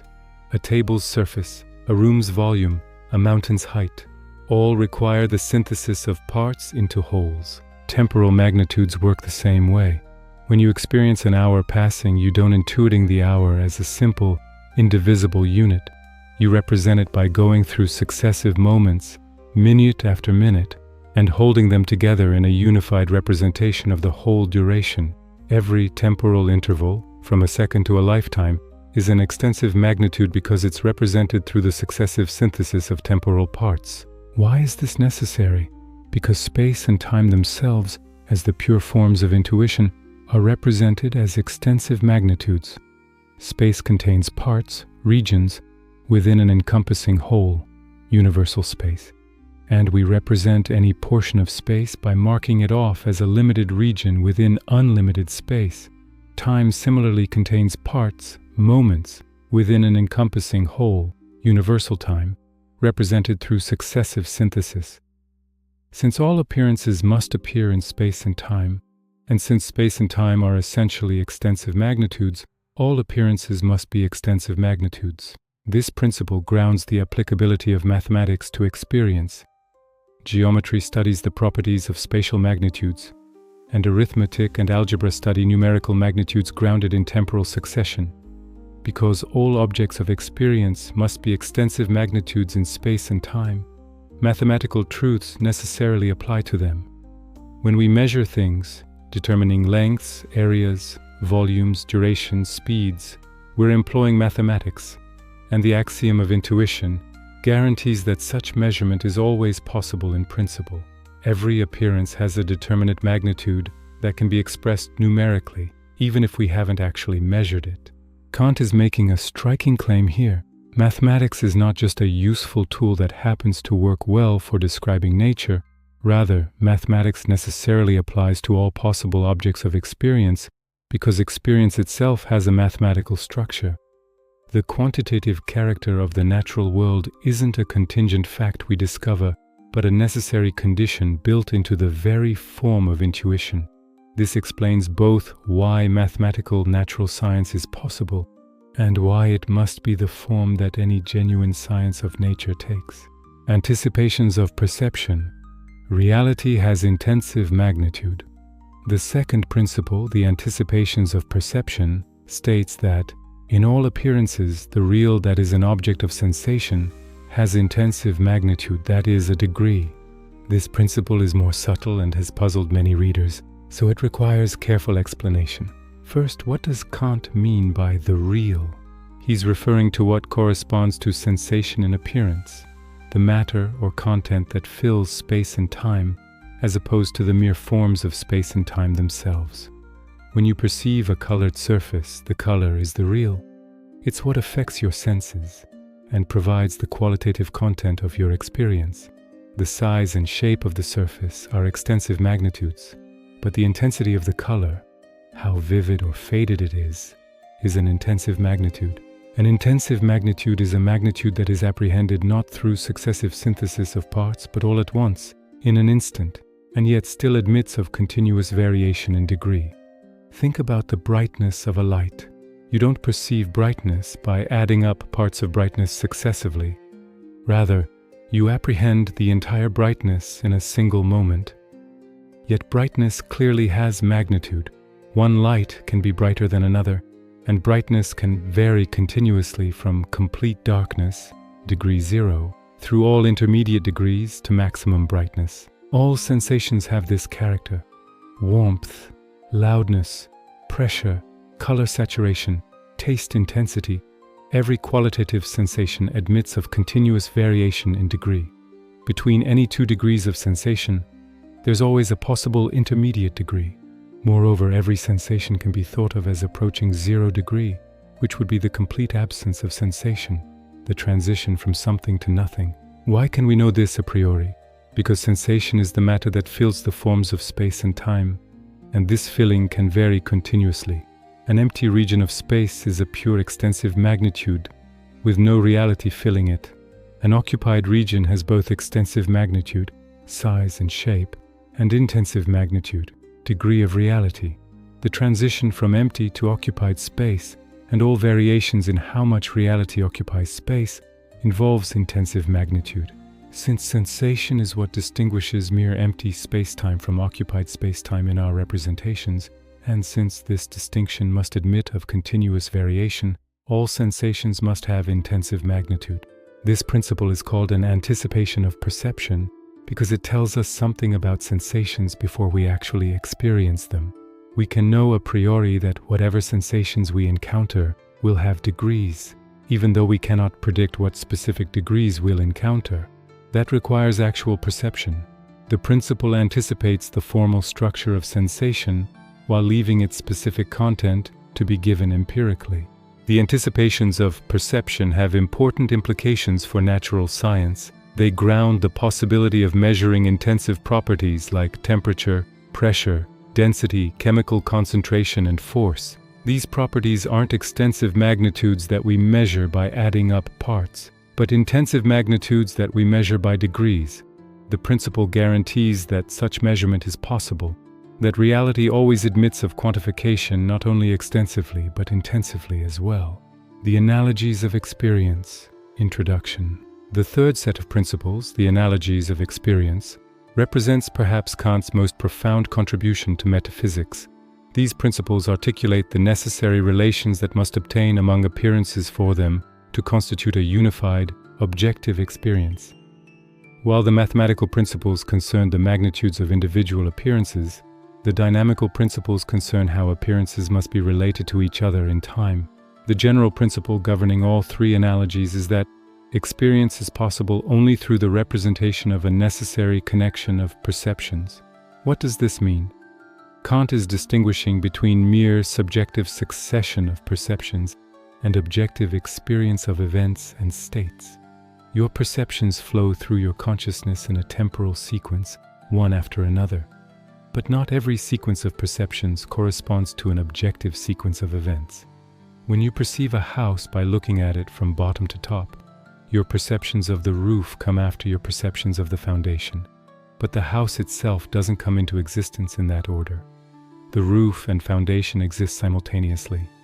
For your perceptions to constitute experience of an objective world rather than a merely subjective stream, they must be determined according to rules that distinguish objective relations from subjective sequences. The three analogies specify what these rules are. They correspond to the three modes of time: permanence, substance, succession, causality, and simultaneity, community. Together they determine all possible temporal relations among appearances. First analogy, the permanence of substance. The first analogy states that in all change of appearances, substance is permanent and its quantum in nature is neither increased nor diminished. What does Kant mean by substance, and why must it be permanent? Substance, in Kant's technical sense, is not a particular kind of thing, like a material object as opposed to a property or relation. Rather, substance is that which persists through all temporal change as the substratum of changing determinations. It's the enduring subject that remains the same while its states or properties alter. When ice melts into water, the substance, H2O molecules, remains while the state changes from solid to liquid. When you grow older, your substantial self persists while your properties change. Why must substance be permanent? Because time itself cannot be perceived. We don't directly intuit time as an object of perception, yet all our perceptions occur in time, and we clearly distinguish between objective temporal relations, what comes before what in the world, and subjective temporal sequences, what comes before what in our perceiving. How do we make this distinction? Kant's answer: by representing something permanent in appearances as the substratum underlying all change. Time itself is permanent. It's the unchanging framework within which all change occurs. But we can't perceive time directly, so we need something in appearances to represent time's permanence. Substance plays this role. It's the empirical analog of time's unchanging form, the permanent element in the flux of appearances that allows us to determine temporal relations objectively. Without permanent substance, we couldn't distinguish change from replacement. If everything could simply pop in and out of existence without any underlying permanence, we'd have no way to determine whether we were experiencing a single changing object or a series of different objects. The very concept of change requires something that endures through the change, a subject that was in state A and is now in state B. This enduring subject is substance. The principle also includes a conservation law. The quantum of substance is neither increased nor diminished. This is a precursor to the modern principle of conservation of matter energy. Substance can change form, redistribute itself, transform from one state to another, but it cannot be created or destroyed. This follows from substance's role as the permanent substratum. If substance could come into being or pass away, it wouldn't be truly permanent, and we'd lose the anchor point for determining objective temporal relations. Second analogy, the principle of causality. The second analogy presents Kant's famous argument for the principle of causality. All alterations occur in accordance with the law of the connection of cause and effect. This is Kant's direct response to David Hume's skeptical challenge. Hume had argued that we have no rational justification for believing in necessary causal connections. We only observe regular successions and develop habits of expectation through custom. Kant aims to show that the causal principle is not merely a psychological habit, but a necessary condition for the possibility of objective experience. The problem the second analogy addresses is this: how do we distinguish objective succession of events from merely subjective succession of our perceptions? Your perceptions are always successive. They flow through your consciousness one after another in time. But not every subjective succession corresponds to an objective succession. When you perceive a house by looking from the basement to the roof, your perception of the roof comes after your perception of the basement. But the roof doesn't come into existence after the basement. They exist simultaneously. Conversely, when you perceive a ship floating downstream, your perception of the ship at position A comes before your perception of it at position B, and this does correspond to an objective succession. The ship really was at A before it was at B. What makes the difference? How do we know when a subjective succession of perceptions represents an objective succession of states? Kant's answer: by applying the category of causality. When perceptions occur in an irreversible order, when you could not have perceived B before A, then you must represent them as causally connected, with A causing B. The irreversibility indicates necessity, and necessity is the hallmark of causal connection. Consider the ship example more carefully. When you watch the ship move downstream, you first see it at position A, then at position B.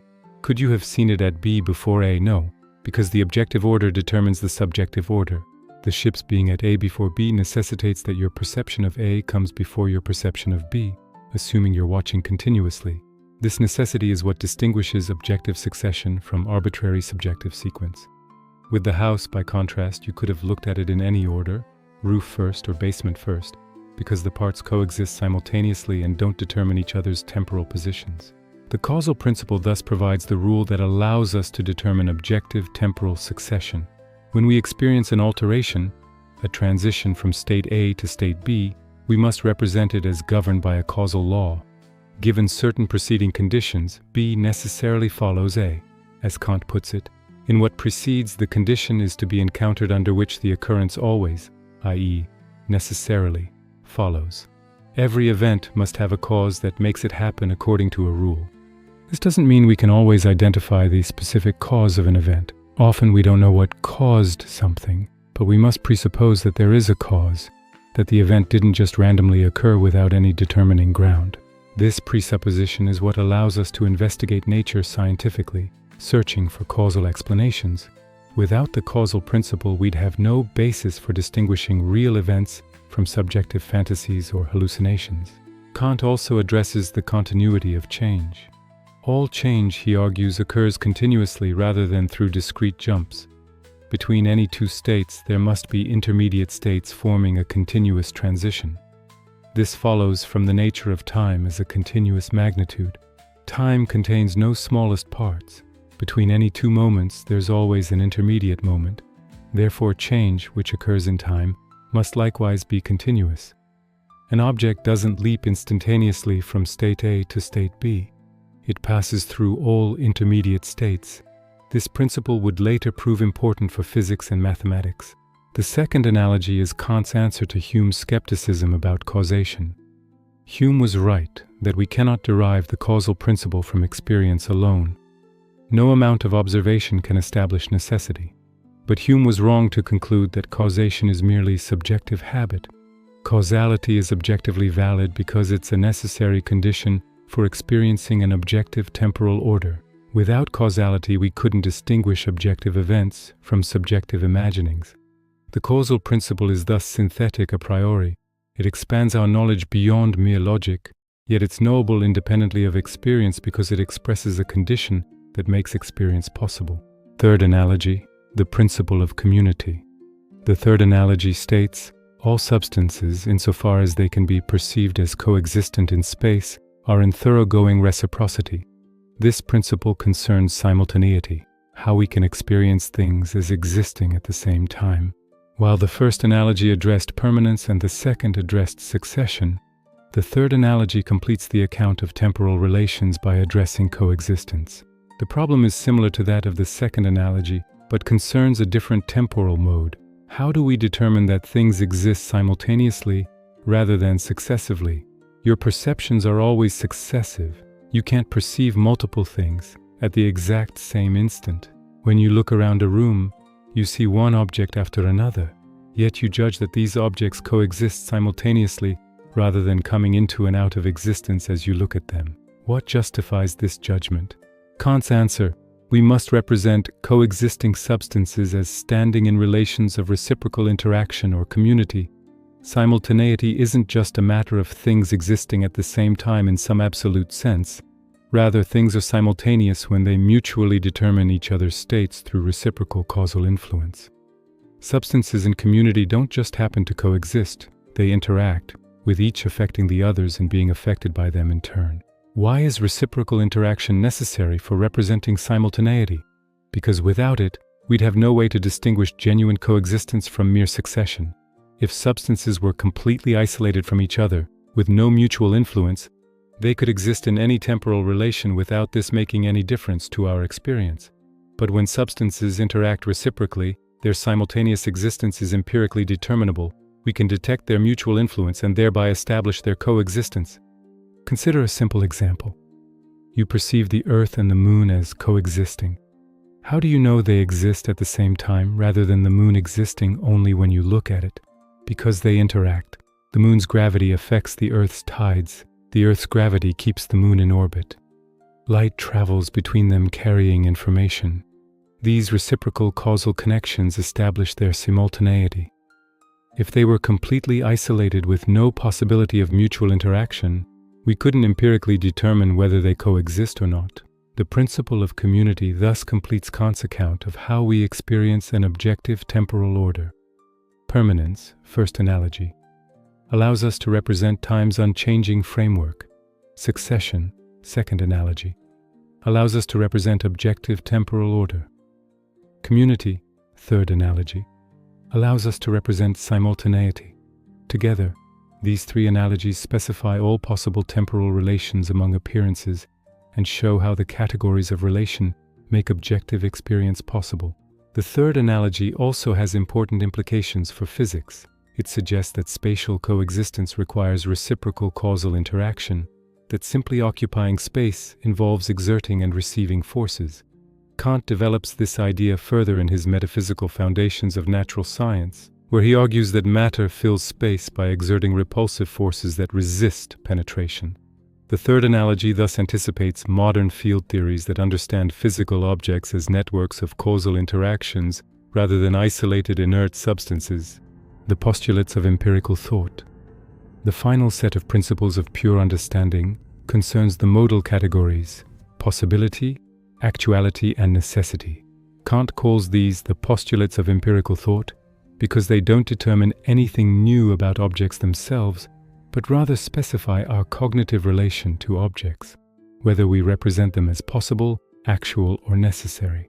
The postulate of possibility, that which agrees with the formal conditions of experience in accordance with intuition and concepts, is possible. This defines real possibility as distinguished from merely logical possibility. Something is logically possible if its concept contains no contradiction. The concept of a unicorn is logically possible even though unicorns don't exist. But real possibility is more demanding.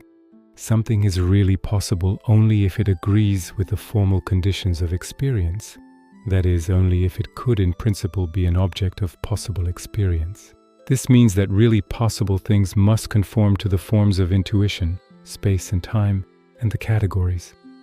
A square circle is not really possible because it contradicts the formal conditions of spatial intuition. It couldn't be constructed in space.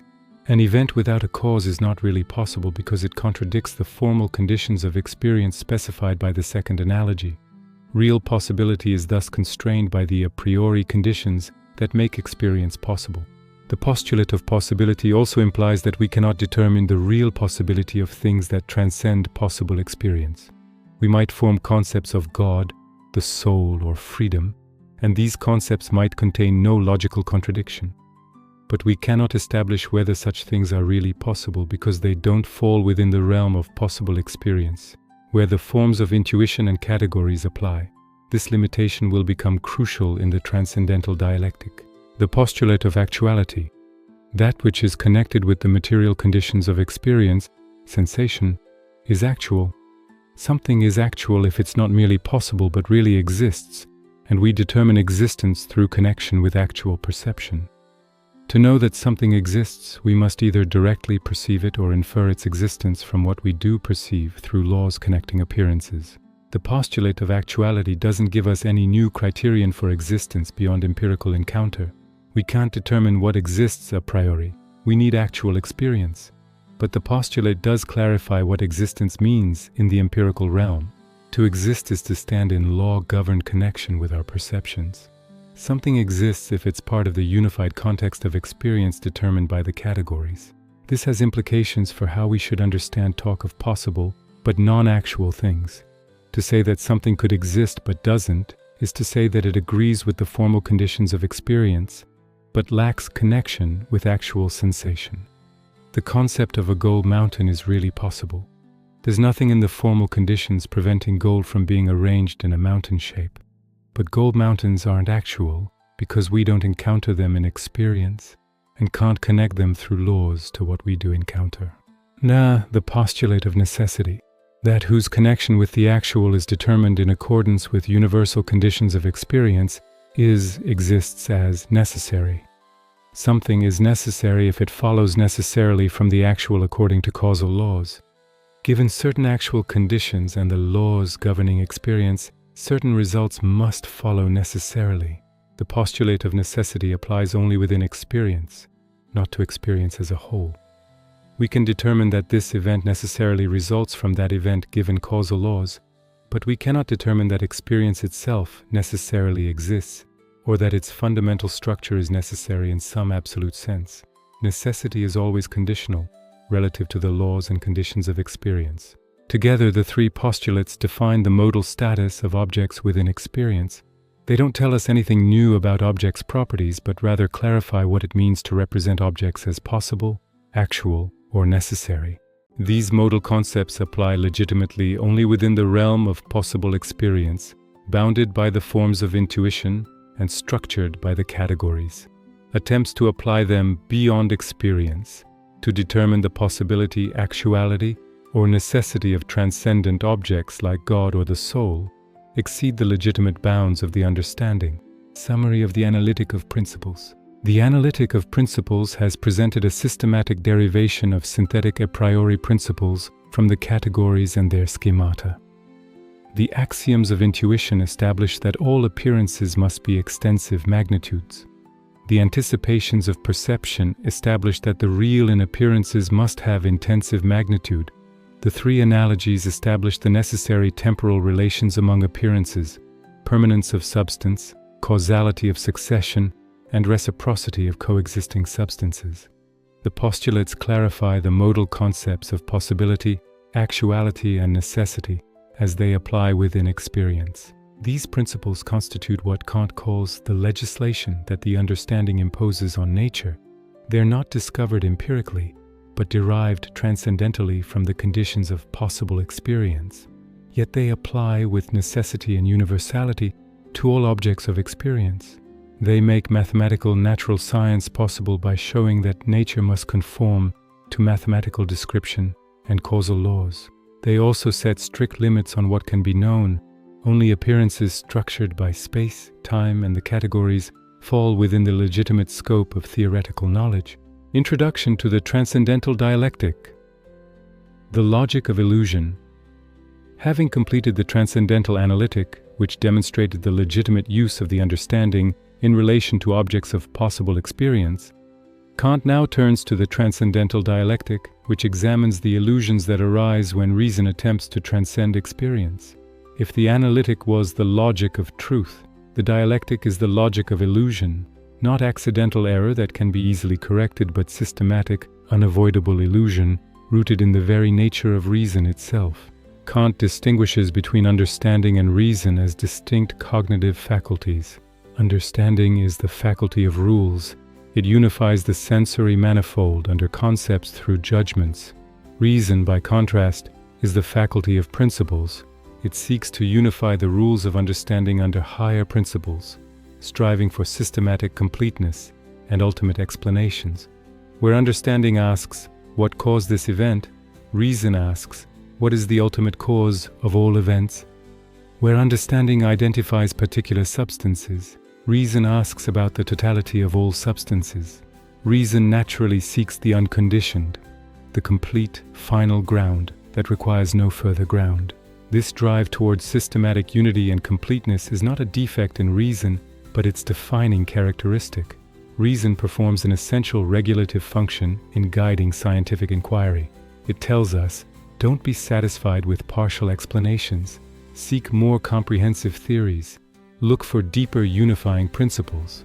This regulative use of reason is legitimate and indispensable for scientific progress.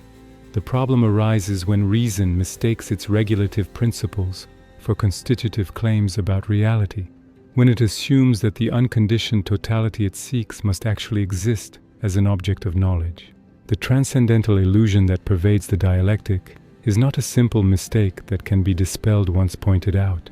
Even after we recognize it intellectually, it continues to exert its influence, much like an optical illusion continues to appear even when we know it's illusory. The illusion arises from the very nature of reason's demand for completeness. We cannot help but think toward the unconditioned, even though we can come to understand that such thinking exceeds the legitimate bounds of theoretical knowledge. Kant identifies three transcendental ideas that reason naturally generates in its search for the unconditioned. The idea of the soul, the unconditioned unity of the thinking subject, the idea of the world, the unconditioned unity of the series of conditions of appearance, and the idea of God, the unconditioned unity of the condition of all objects of thought in general. Traditional metaphysics had claimed to provide theoretical knowledge of these three ideas, giving rise to rational psychology, rational cosmology, and rational theology. The dialectic will systematically expose the fallacies in each of these metaphysical disciplines. The Paralogisms of Pure Reason, Critique of Rational Psychology. The first major section of the dialectic addresses rational psychology, the attempt to establish truths about the soul through pure reason, independent of experience. Rationalist philosophers from Descartes through Kant's immediate predecessors had claimed to prove various substantive claims about the soul, that it is a substance, that it is simple, not composite, that it persists as the same entity through time, and that it is distinct from material things. From these claims they inferred the soul's immateriality and immortality. Kant calls the fallacious arguments for these claims paralogisms. Logical fallacies where a formally invalid conclusion is drawn from seemingly legitimate premises. A transcendental paralogism is one where we're constrained by a transcendental ground, by features of our cognitive structure, to draw an invalid conclusion that nevertheless seems compelling. The paralogisms of rational psychology all involve equivocation, using a term in different senses in the premises and conclusion, while treating it as univocal. The first paralogism, substantiality of the soul. The first paralogism concerns whether the soul is a substance. The rationalist argument goes roughly like this: that which can be thought only as subject, never as predicate of something else, is substance. The I of self-consciousness can only be thought as subject. I think, I perceive, I remember. But the I itself is never a property or attribute of something else.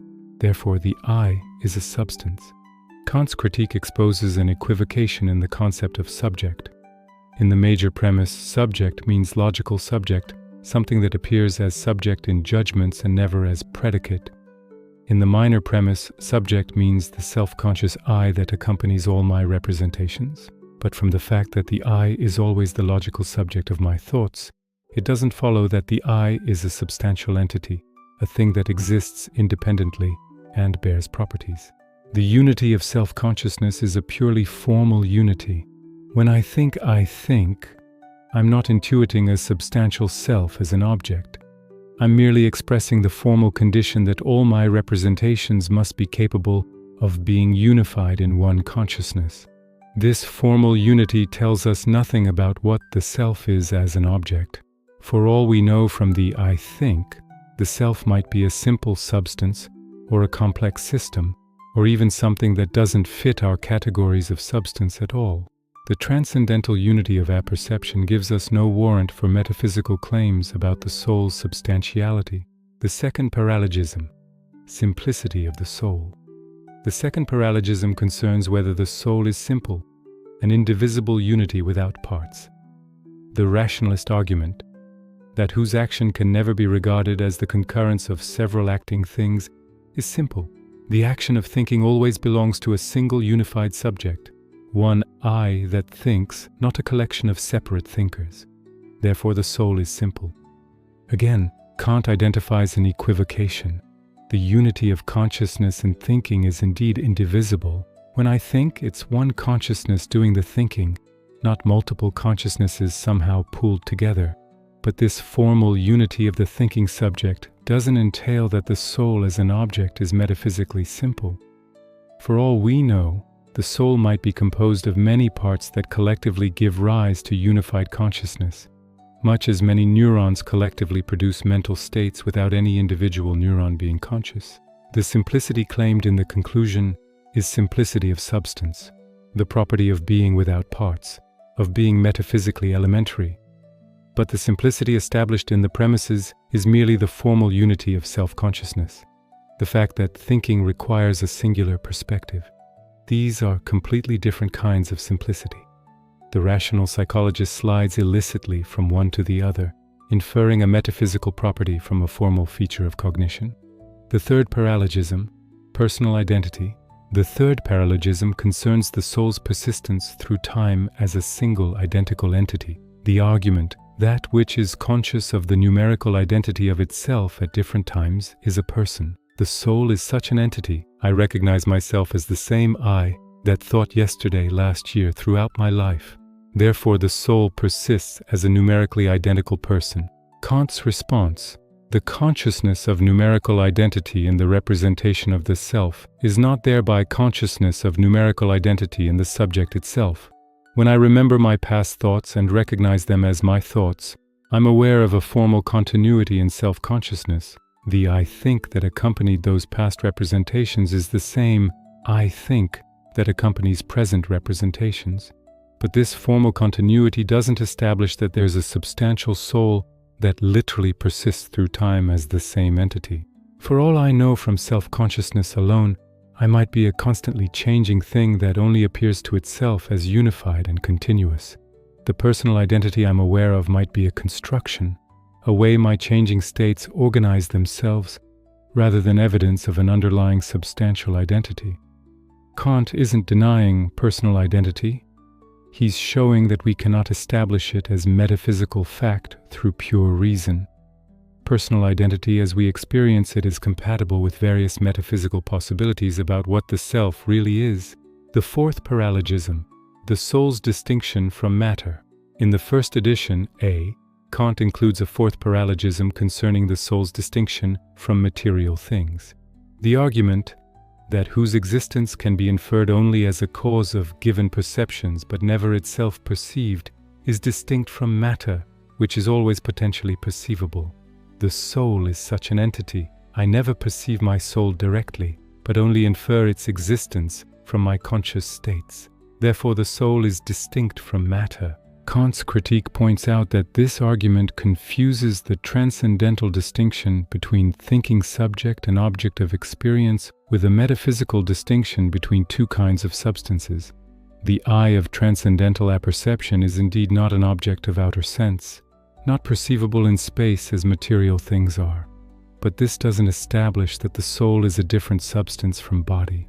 For all we know, the soul might be identical with the brain, the same entity considered from different perspectives, the inner perspective of self-consciousness and the outer perspective of empirical observation. The rationalist's inference depends on assuming that how things appear to us, the distinction between inner and outer sense, corresponds to how things are in themselves, a substantial distinction between immaterial soul and material body. But Kant's transcendental idealism rejects precisely this assumption. Appearances tell us nothing about the intrinsic nature of things in themselves. The general diagnosis of rational psychology.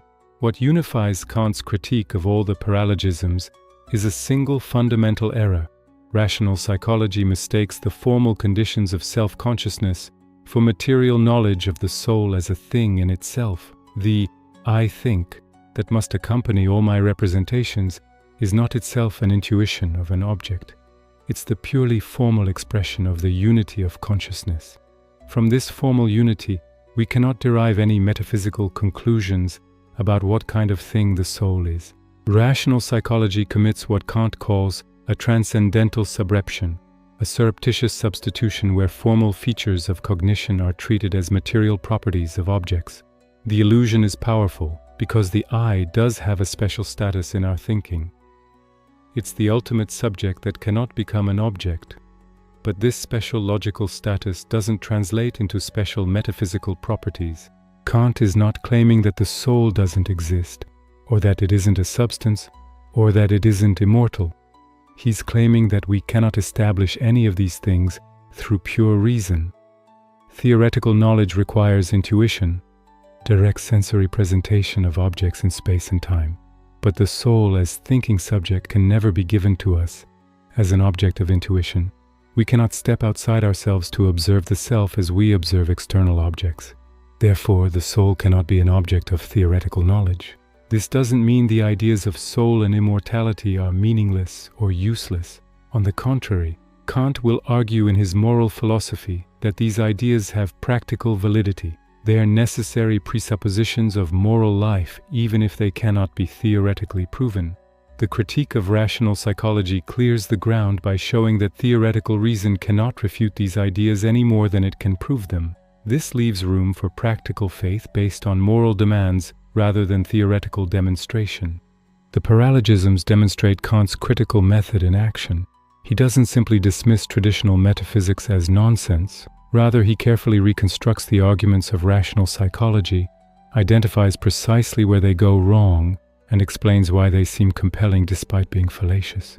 The illusion arises from deep features of our cognitive structure, the transcendental unity of apperception, which inevitably leads reason to seek metaphysical conclusions that exceed its legitimate bounds. By understanding the source of the illusion, we can guard against it while recognizing its inevitability.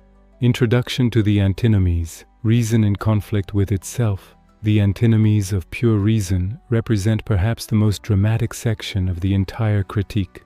Unlike the Paralogisms, where Kant exposed hidden fallacies in the arguments of rational psychology, the antinomies present genuine paradoxes where reason seems to prove contradictory conclusions with equal validity. An antinomy is literally a conflict of laws, a situation where two opposed principles both seem to be necessary laws of thought, creating an irresolvable contradiction. Kant presents four antinomies, each structured as a thesis and antithesis, two opposing claims about the nature of the world as a totality. For each antinomy, Kant provides apparently rigorous proofs for both the thesis and the antithesis, showing that reason can argue equally convincingly for contradictory positions. This creates what Kant calls a scandal of reason. Reason appears to refute itself, demonstrating its own unreliability. The antinomies arise specifically in the domain of cosmology, the rational science of the world as a whole. When reason attempts to think about the totality of appearances, the world whole, it generates ideas that demand absolute completeness. But these demands for completeness lead reason into contradictions. The very concept of the Weltseite of the world as an absolute totality turns out to be problematic when subjected to rational scrutiny. Kant divides the four antinomies into two classes, mathematical and dynamical. The mathematical antinomies, the first and second, concern the formal features of the world, its extent in space and time, and the composition of matter. The dynamical antinomies, the third and fourth, concern the causal and existential features of the world, whether there is freedom or only natural causality, and whether there exists a necessary being. This distinction will prove crucial for Kant's resolution of the antinomies, as the two classes require different solutions. The first antinomy, the world's extent in space and time. The first antinomy concerns whether the world is finite or infinite with respect to space and time. This is one of the oldest questions in philosophy and cosmology, debated since ancient times. Kant shows that reason can prove both that the world must be finite and that it must be infinite, leading to contradiction. Thesis: the world has a beginning in time and is limited in space.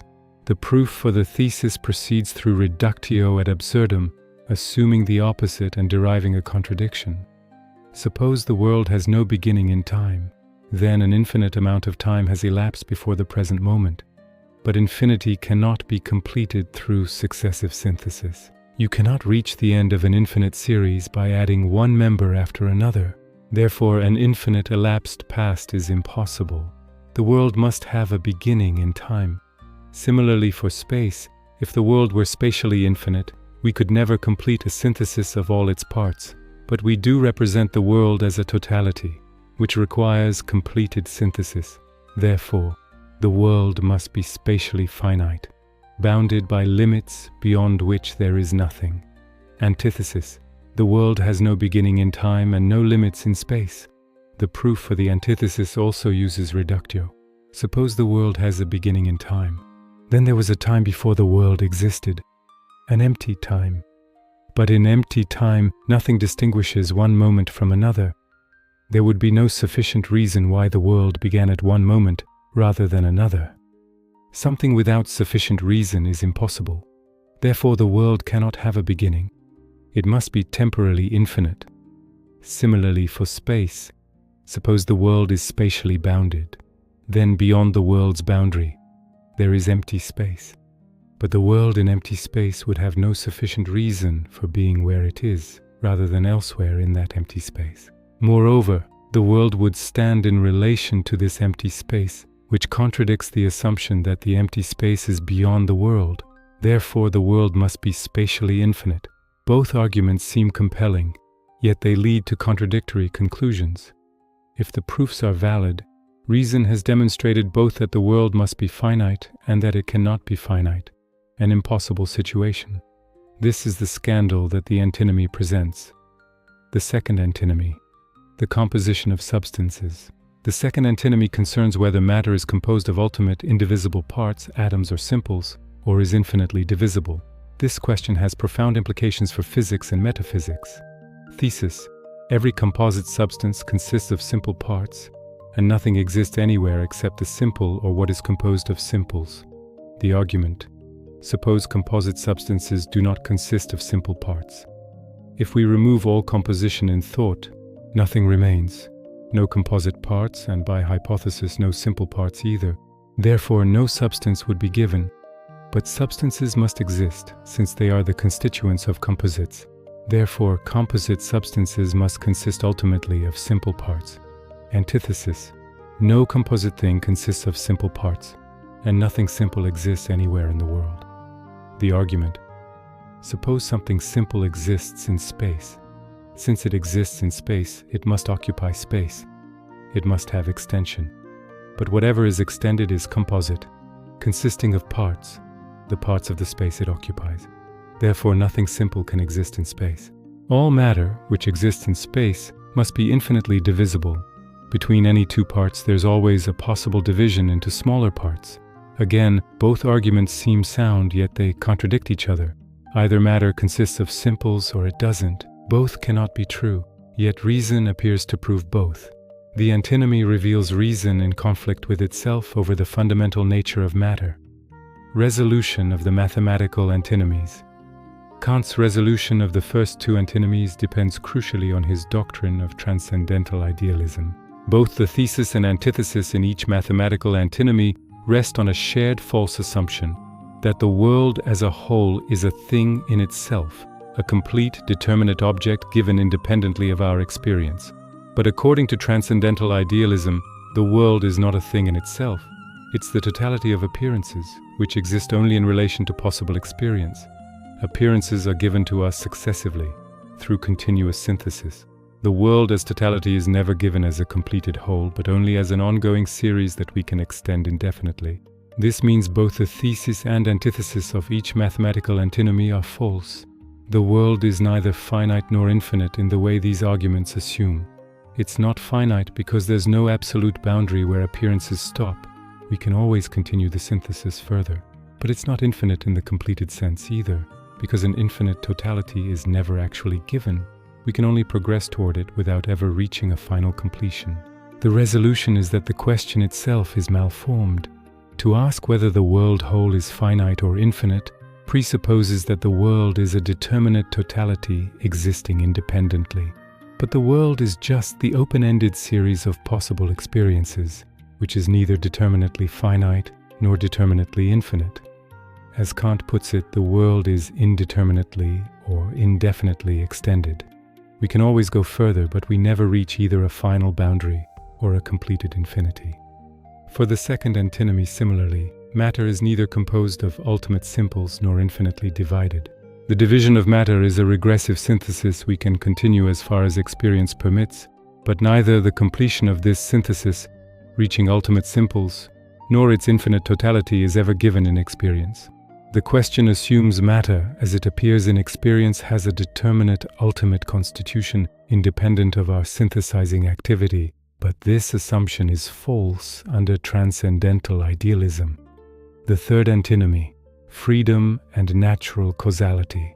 The third antinomy, the first of the dynamical antinomies, concerns perhaps the most important philosophical question Kant addresses: whether there is freedom or whether everything occurs according to natural causality.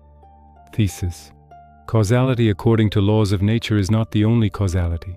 To explain appearances, it is necessary to assume another causality, that of freedom.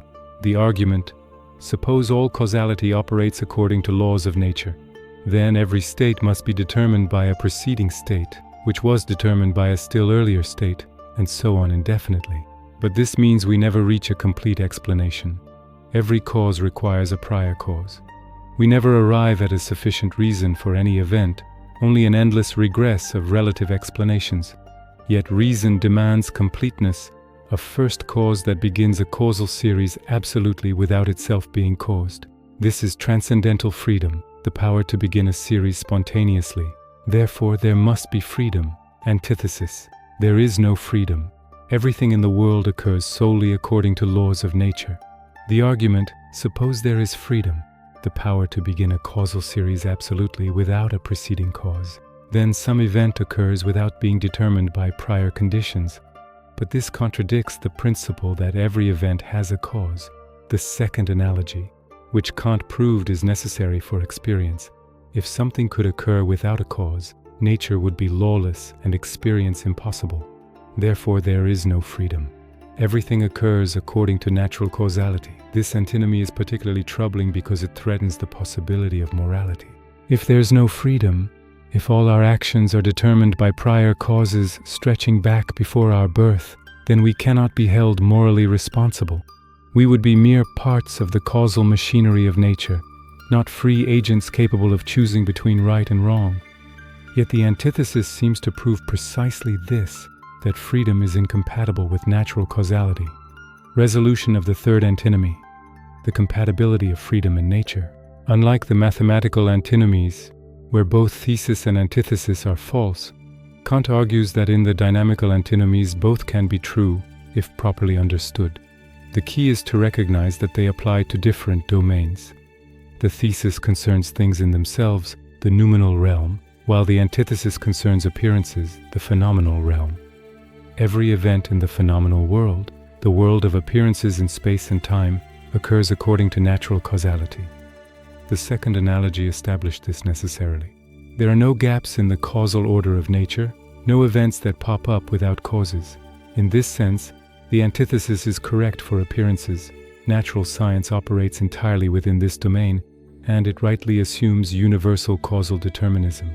However, this doesn't exclude the possibility that the same events, which are causally determined as appearances, might also be grounded in free causality when considered as things in themselves. A free act doesn't occur within the temporal series as a gap in natural causality. Rather, it exists outside the temporal series as the intelligible ground of an entire sequence of causally determined appearances. Consider a human action, say a morally significant choice, as an appearance in time. This action is fully determined by prior causes. Your brain states, your character, your upbringing, your present circumstances. Natural science could in principle trace the causal chain backward indefinitely. Yet the same action might also be free at the intelligible level, the spontaneous choice of your noumenal self, which stands outside the temporal series and is not subject to natural causality. This is possible because the relation between noumena and phenomena is not itself a causal or temporal relation. The noumenal act of freedom doesn't occur before the phenomenal sequence in time. It's the non-temporal ground of the entire temporal sequence. From the empirical perspective, everything is determined. From the intelligible perspective, the same events can be products of freedom. Kant admits this doesn't explain how freedom is possible. That remains incomprehensible to us, but it shows that freedom and natural causality are at least compatible, that they don't contradict each other because they apply to different aspects of reality. This suffices to block the antithesis' claim to have refuted freedom and opens conceptual space for the practical postulation of freedom that Kant will develop in his moral philosophy. The fourth antinomy, necessary being. The fourth antinomy, the second of the dynamical antinomies, concerns whether there exists an absolutely necessary being. This question is fundamental to theology and metaphysics, bearing directly on arguments for God's existence. Thesis: there belongs to the world, either as its part or as its cause, a being that is absolutely necessary. The argument proceeds as follows: the sensible world contains changes. Every change is conditioned. It requires a cause that determines it according to the laws of causality. This cause is itself conditioned, requiring a prior cause, and so on.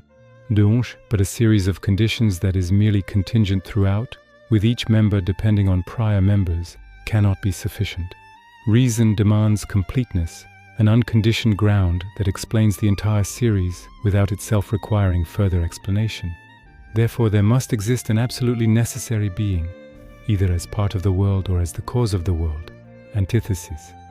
An absolutely necessary being nowhere exists, neither in the world nor outside the world as its cause. The argument for the antithesis: suppose a necessary being exists as part of the world. Then this being would exist in time as all things in the world do, but whatever exists in time is subject to conditions of time. It has temporal relations to other things, earlier and later states.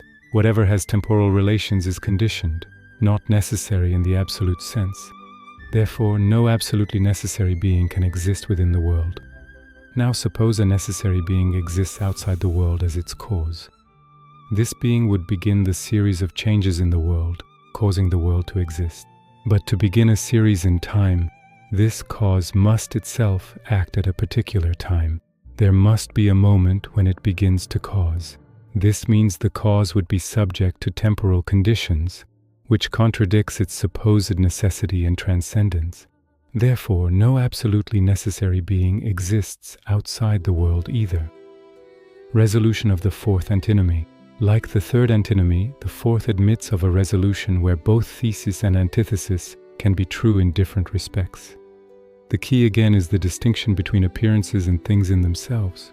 The antithesis is correct regarding the phenomenal world. Within the realm of appearances, the spatiotemporal world governed by natural causality, there exists no absolutely necessary being. Everything in nature is conditioned, subject to the laws of causality that require every state to be determined by prior states. Natural science rightly proceeds without appealing to any necessary being within its domain. However, the thesis can be true at the noumenal level. The entire series of conditioned appearances might depend upon an intelligible ground, a necessary being that exists not within the temporal series but as its non-temporal foundation. This necessary being wouldn't be subject to the conditions of time and causality that govern appearances, so the antithesis's arguments against it don't apply. Importantly, Kant insists that this resolution shows only the logical possibility of reconciling the thesis and antithesis. It doesn't prove that a necessary being actually exists. The resolution merely prevents reason from demonstrating that such a being is impossible.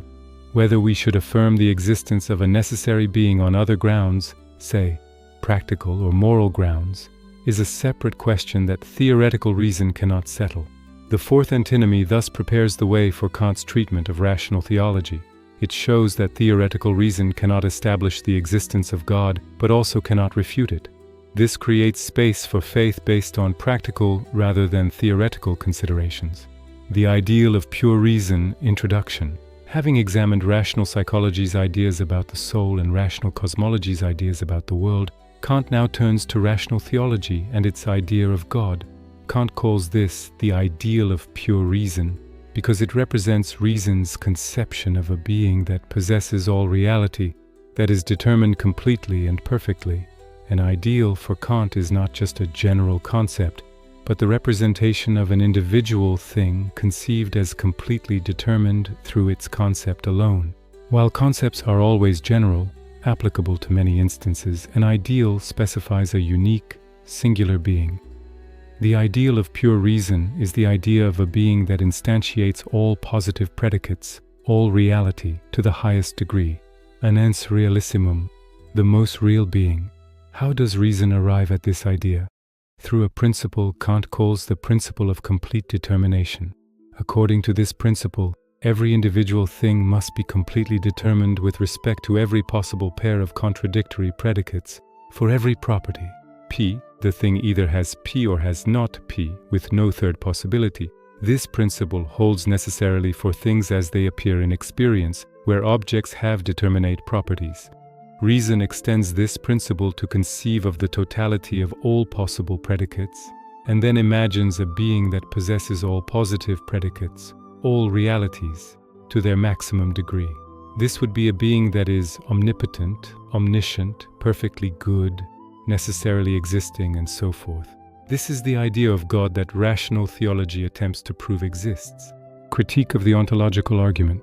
Kant examines three traditional arguments for God's existence: the ontological, cosmological, and physico-theological design arguments.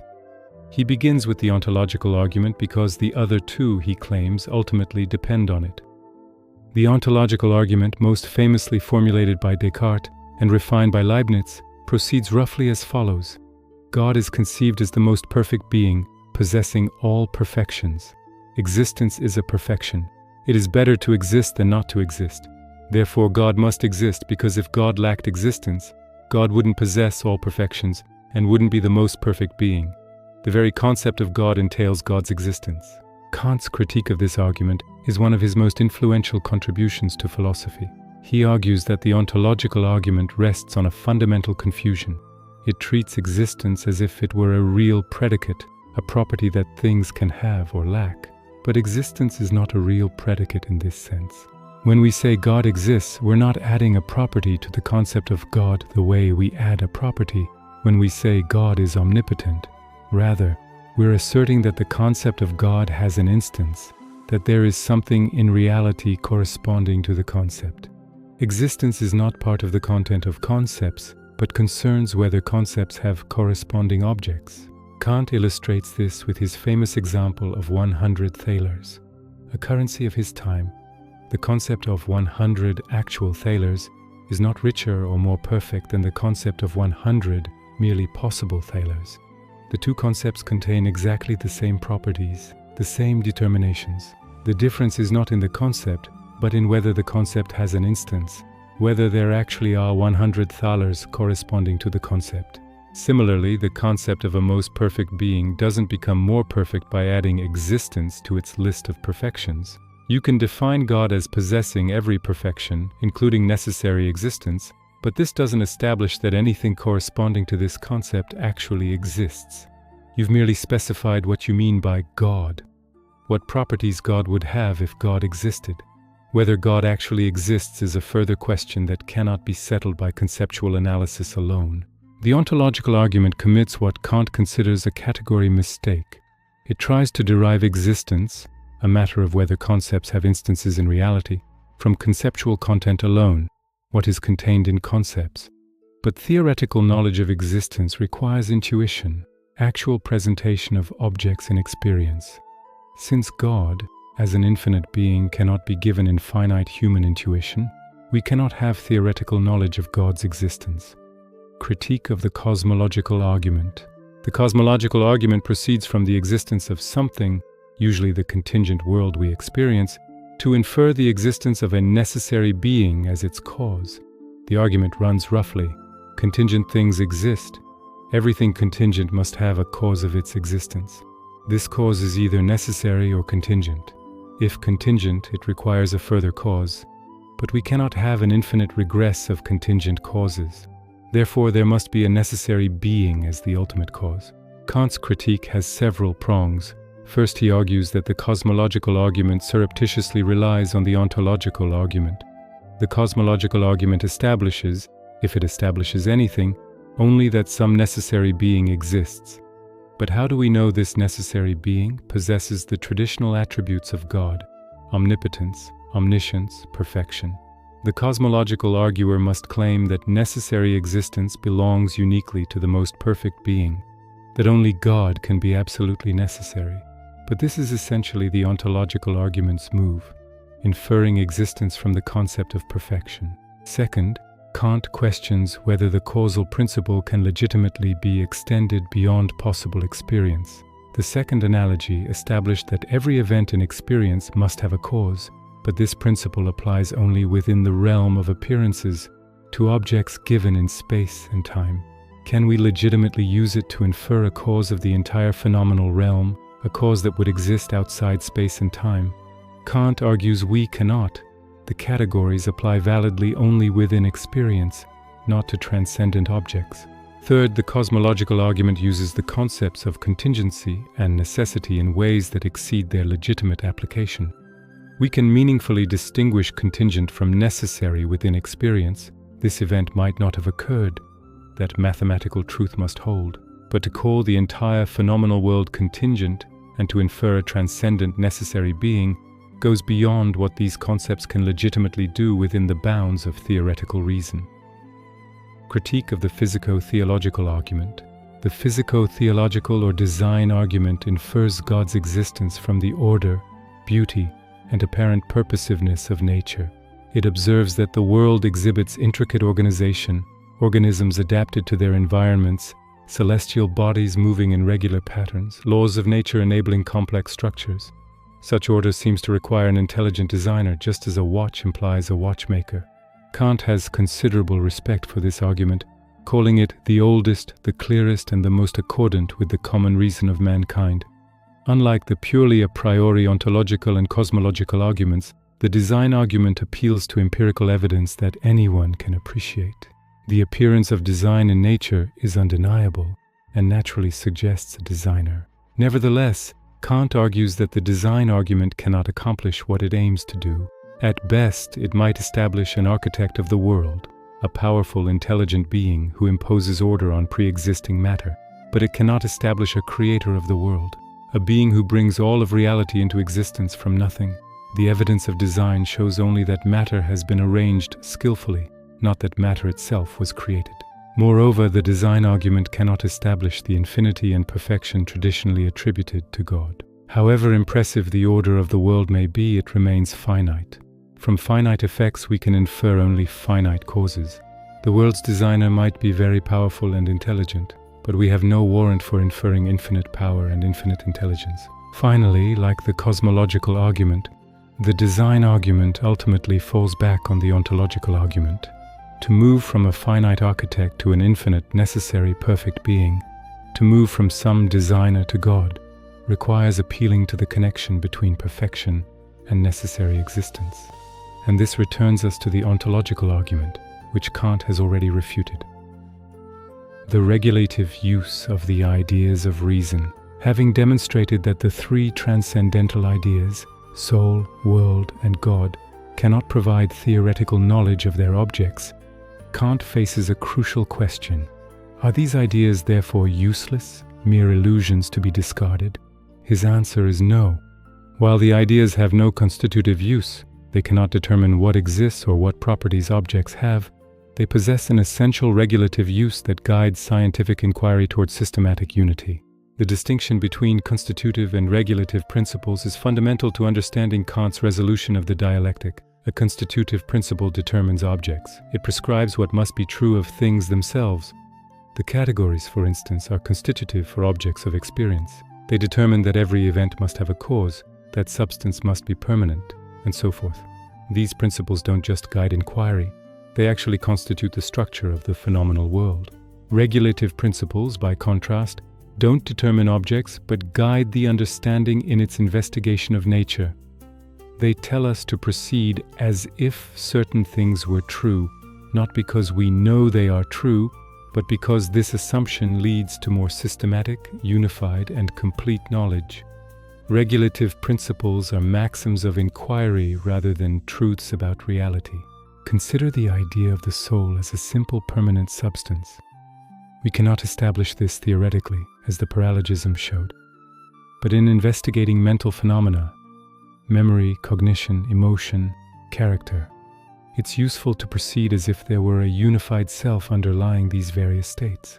This assumption guides psychological inquiry towards systematic organization, encouraging us to find connections among diverse mental phenomena rather than treating them as disconnected events. The idea of the soul thus serves a regulative function in organizing psychological investigation. Similarly, the cosmological ideas guide inquiry toward completeness.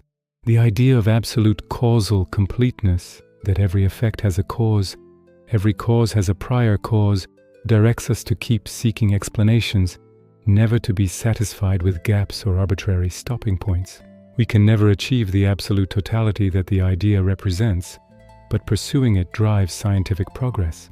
The idea functions as an ideal toward which inquiry asymptotically approaches. Most importantly, the idea of God serves as the supreme regulative principle. When we assume that nature forms a unified, purposive system designed by an intelligent creator, we're led to seek systematic connections to look for laws that unify diverse phenomena, to expect that nature will prove intelligible rather than chaotic. Kant doesn't claim this assumption is true. The Critique of Rational Theology showed we cannot prove God's existence theoretically, but the assumption is fruitful for inquiry, guiding the understanding toward the unity that reason demands. This regulative use of ideas resolves a tension in Kant's system. Reason naturally generates transcendental ideas and demands that we think toward the unconditioned. But theoretical knowledge is limited to conditioned objects of possible experience. The regulative interpretation allows us to honor reason's demands without overstepping the bounds of knowledge. We pursue the unconditioned systematically, knowing we'll never reach it in theory, but finding that the pursuit itself advances knowledge. Introduction to the Transcendental Doctrine of Method.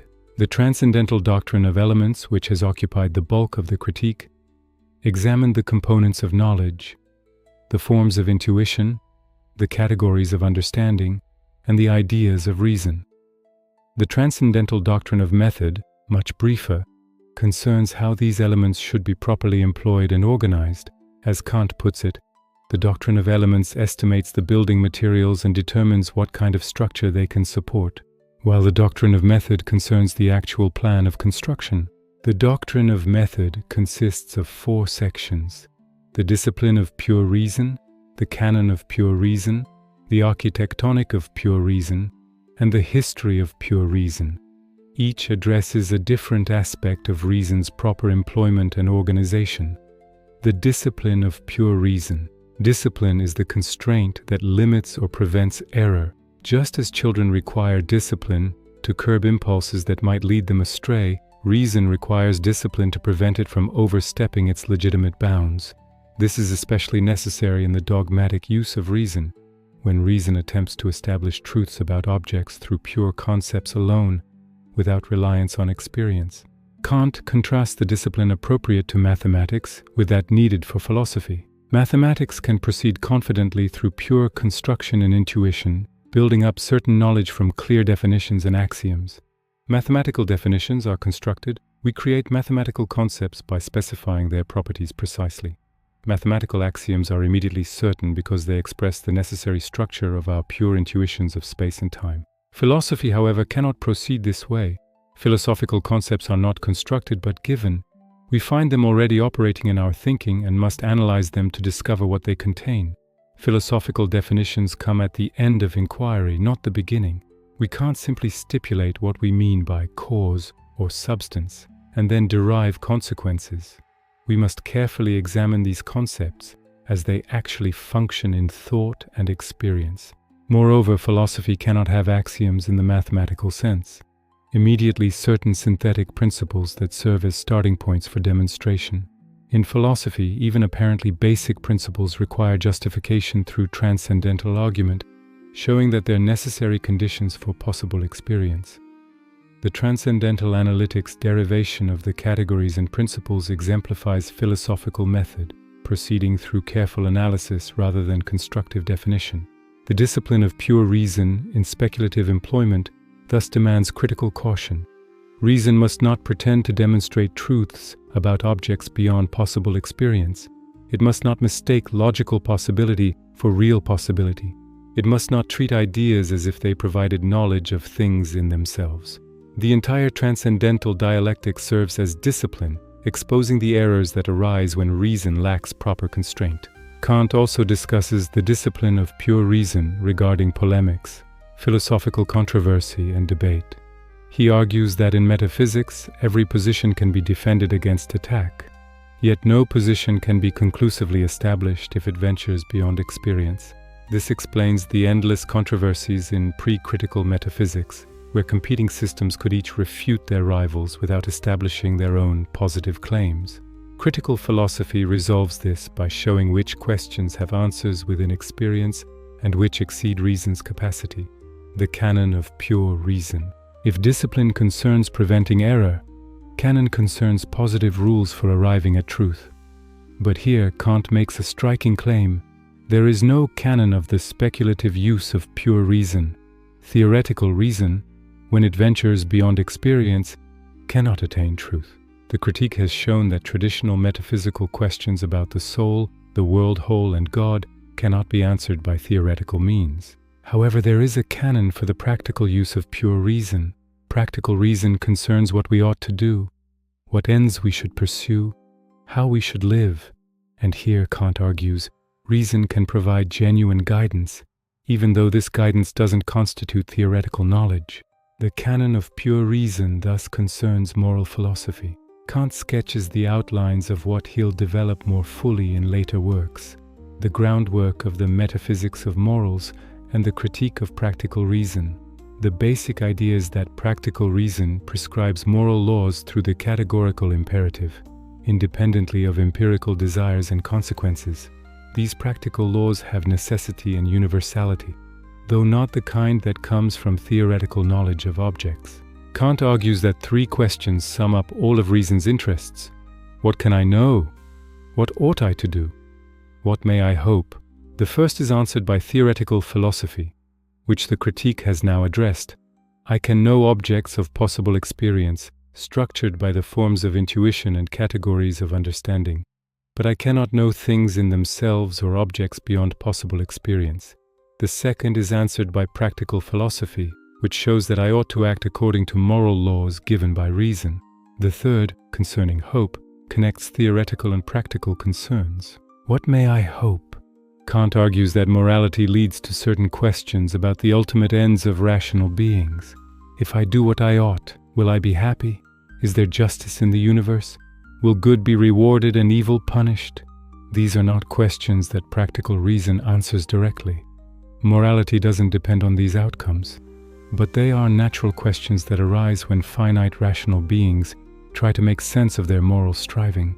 Here the ideas of God, freedom, and immortality re-enter, not as objects of theoretical knowledge, but as postulates of practical reason.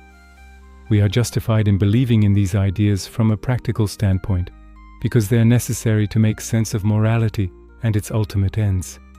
Freedom must be postulated because moral responsibility requires it.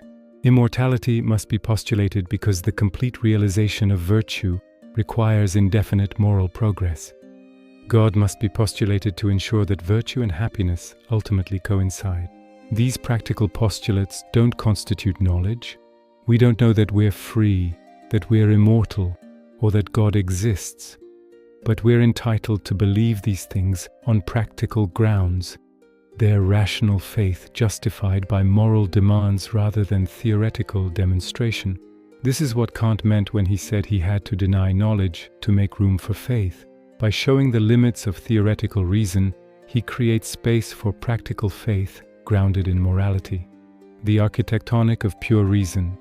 The architectonic concerns the systematic unity of knowledge, how all knowledge can be organized into a coherent whole according to a rational plan.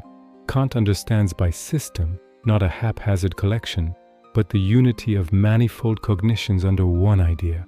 A system is like an organism, where each part exists for the sake of all others and all for each. The whole determines the function of the parts, not vice versa. The architectonic idea that unifies all knowledge is the idea of philosophy as the science of the relation of all cognition to the essential ends of human reason.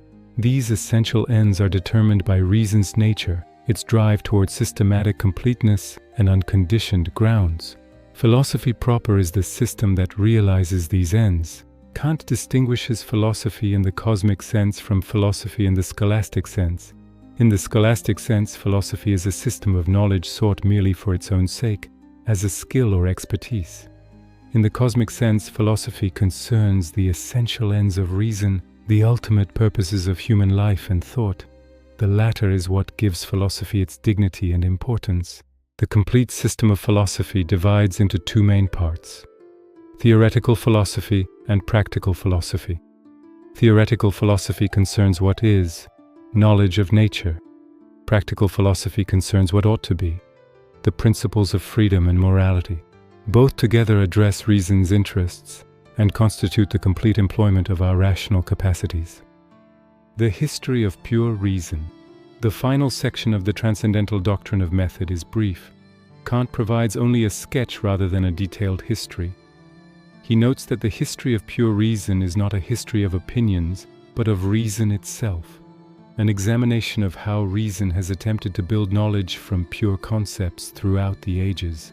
This history, Kant suggests, reveals a pattern of conflict between opposing approaches that his critical philosophy can finally resolve. Kant identifies the main historical division as that between dogmatism and skepticism, with empiricism occupying an intermediate position. Dogmatism confidently asserts the power of pure reason to achieve substantive knowledge of things beyond experience. Rationalist metaphysicians like Leibniz and Wolff represent this tendency. Skepticism doubts reason's capacity for any certain knowledge. Hume exemplifies this approach. Empiricism tries to ground all knowledge in experience. Locke represents this position. The critique of pure reason synthesizes insights from all three while rejecting their extremes. Against dogmatism, Kant insists that pure reason alone cannot provide knowledge of things in themselves. Against skepticism, he establishes that reason can achieve certain knowledge within the bounds of possible experience. Against pure empiricism, he demonstrates that experience itself requires a priori contributions from the mind, forms of intuition, and categories of understanding.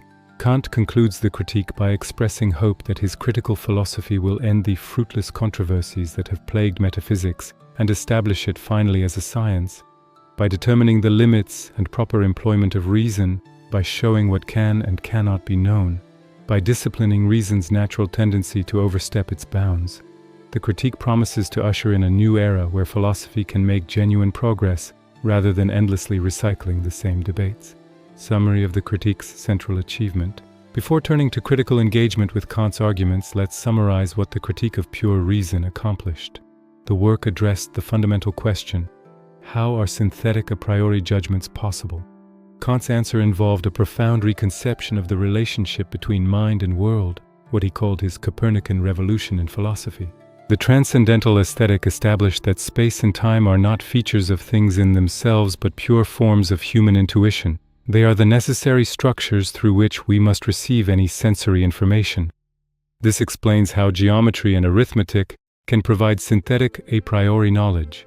They describe the necessary structure of our own forms of intuition, which in turn determine the character of all possible experience. The Transcendental Analytic demonstrated that experience of objects requires not only sensible intuition, but also conceptual synthesis through the categories. The categories, substance, causality, community, and others, are pure concepts of the understanding that prescribe the form any object of experience must take. The Transcendental Deduction showed that these categories possess objective validity because they are conditions that make unified experience possible. The Analytic of Principles derived synthetic a priori principles from the categories, establishing the fundamental laws that govern all phenomena. The Transcendental Dialectic exposed the illusions that arise when reason attempts to extend its principles beyond possible experience. Traditional metaphysics, rational psychology, cosmology, and theology failed because it tried to gain theoretical knowledge of things in themselves. Yet the ideas of reason, while providing no theoretical knowledge, serve essential regulative functions in guiding inquiry towards systematic completeness. The central upshot is Kant's doctrine of transcendental idealism. Appearances are empirically real. They're genuinely objective features of the phenomenal world, but they're transcendentally ideal. They exist only in relation to possible human experience, structured by our forms of intuition and categories of understanding. Things in themselves remain unknowable, not because they're hidden behind appearances, but because the very concepts of knowledge and objectivity apply only within the bounds of possible experience. Section 1. Critical engagement with the critique. We now turn to examining the critique of pure reason critically, considering major scholarly interpretations, persistent objections, and ongoing debates about Kant's arguments. The critique is one of the most debated works in philosophy, and virtually every aspect of it has been subject to intense scrutiny and conflicting interpretations. The problem of synthetic a priori knowledge. Kant's entire project depends on establishing that synthetic a priori knowledge exists and requires explanation. He offers examples, mathematical truths like 7 + 5 = 12, principles of natural science like every event has a cause, and metaphysical claims he hopes to establish. But are these genuine examples of synthetic a priori knowledge, or can they be explained in other ways? One major line of criticism, particularly prominent in 20th century analytic philosophy, questioned whether Kant's distinction between analytic and synthetic judgments is as clear as he assumed. Kant gave multiple criteria for analyticity. The predicate is contained in the subject. The judgment is explicative rather than ampliative. It's knowable through the principle of non-contradiction. But these criteria might not be equivalent, and the notion of containment is notoriously metaphorical. Deduction. Quine famously argued in Two Dogmas of Empiricism that the analytic-synthetic distinction itself is untenable. He claimed that no clear criterion distinguishes analytic from synthetic truths, and that all statements face experience as a web of interconnected beliefs rather than dividing neatly into those confirmed by meaning alone and those confirmed by fact. If Quine is right, Kant's fundamental question dissolves. There is no special category of synthetic a priori knowledge requiring explanation. Defenders of Kant respond in various ways. Some argue that Quine's arguments don't touch Kant's actual position, since Kant's notion of analyticity differs from the linguistic conception Quine attacks. Others maintain that certain examples, particularly in mathematics and logic, clearly involve non-empirical necessary truths that expand our knowledge, and these require explanation regardless of how we label them. The debate continues about whether Kant successfully identified a genuine phenomenon. Regarding mathematics specifically, post-Kantian developments complicate Kant's claims. The discovery of non-Euclidean geometries showed that geometry as such isn't uniquely determined by the structure of space. Einstein's general relativity demonstrated that physical space might not be Euclidean. This seems to undermine Kant's claim that Euclidean geometry describes the necessary structure of our spatial intuition. Similarly, developments in logic and foundations of mathematics raised questions about whether arithmetic really depends on temporal intuition as Kant claimed. Contemporary responses vary. Some neo-Kantians argue that while specific mathematical systems might be conventional, the general applicability of mathematics to experience requires something like Kant's explanation, some a priori structure that mind contributes to experience. Others suggest that Kant's specific examples may fail, while his general framework, that certain structures of cognition constrain possible experience, remains valuable. Challenges to Transcendental Idealism. Transcendental Idealism, the doctrine that appearances are empirically real but transcendentally ideal, stands at the heart of Kant's philosophy. Yet it has been subject to persistent criticism and varying interpretation. The two worlds versus two aspects debate concerns how to understand the distinction between appearances and things in themselves. Does Kant posit two separate ontological realms, a phenomenal world of appearances and a noumenal world of things in themselves? Or is he describing a single reality considered from two perspectives, how things appear to us versus how they are independently of our cognition? Textual evidence exists for both readings, and each faces difficulties. If we interpret Kant as positing two separate worlds, we face what's called the affection problem. Kant says that things in themselves affect our sensibility, producing sensations, but affection is a causal relation, and causality is a category that applies only to appearances, not to things in themselves. How can things in themselves cause anything if causality doesn't apply to them? This seems to be a performative contradiction at the heart of the system. If we interpret Kant as describing two aspects of the same reality, we face different problems. How can we coherently talk about things in themselves if we can have no knowledge of them? Kant both asserts that things in themselves exist and insists we can know nothing about them. Some critics argue this is incoherent. Even asserting that something exists beyond experience involves applying concepts, like existence, beyond their legitimate bounds. IEVH. Jacobi famously complained that, "Without the thing in itself I cannot enter Kant's system, but with it I cannot remain." The thing in itself seems necessary to explain why we have the experiences we do rather than others. There must be something that affects us. But once we admit things in themselves and try to say anything about them, we violate Kant's own restrictions on knowledge. Contemporary interpreters continue debating these issues. Some, like Henry Allison, develop sophisticated two-aspect interpretations where the appearance thing-in-itself distinction is methodological rather than ontological. Others, like Paul Guyer, maintain that Kant really did posit two ontologically distinct realms, despite the problems this creates. Still others suggest Kant's position is genuinely inconsistent and needs revision. The Transcendental Deduction. Interpretive challenges. The Transcendental Deduction stands as both the heart of Kant's project and its most contested section. Kant himself confessed that this portion cost him the most labor to produce, and it has cost readers equally great effort to understand. The fact that Kant substantially rewrote it for the second edition while maintaining both versions aimed at the same conclusion suggests deep difficulties in articulating his central argument. One fundamental debate concerns what exactly the deduction proves and against whom. Does Kant establish that the categories necessarily apply to all objects we can experience, thereby refuting skepticism? Or does he show only that if we're to have unified objective experience at all, such experience must be structured by the categories?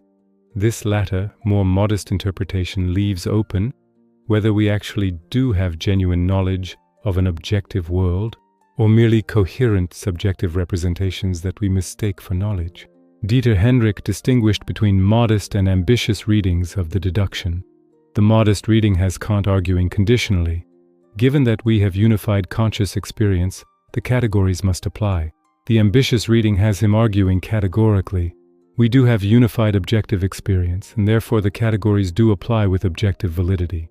The ambitious reading directly addresses skeptical doubts about whether we know an objective world, but it requires establishing as a premise what skeptics deny, that our experience genuinely represents an independent reality rather than being merely subjective illusion. Another major interpretive puzzle involves the relationship between the two-step structure visible especially in the B deduction.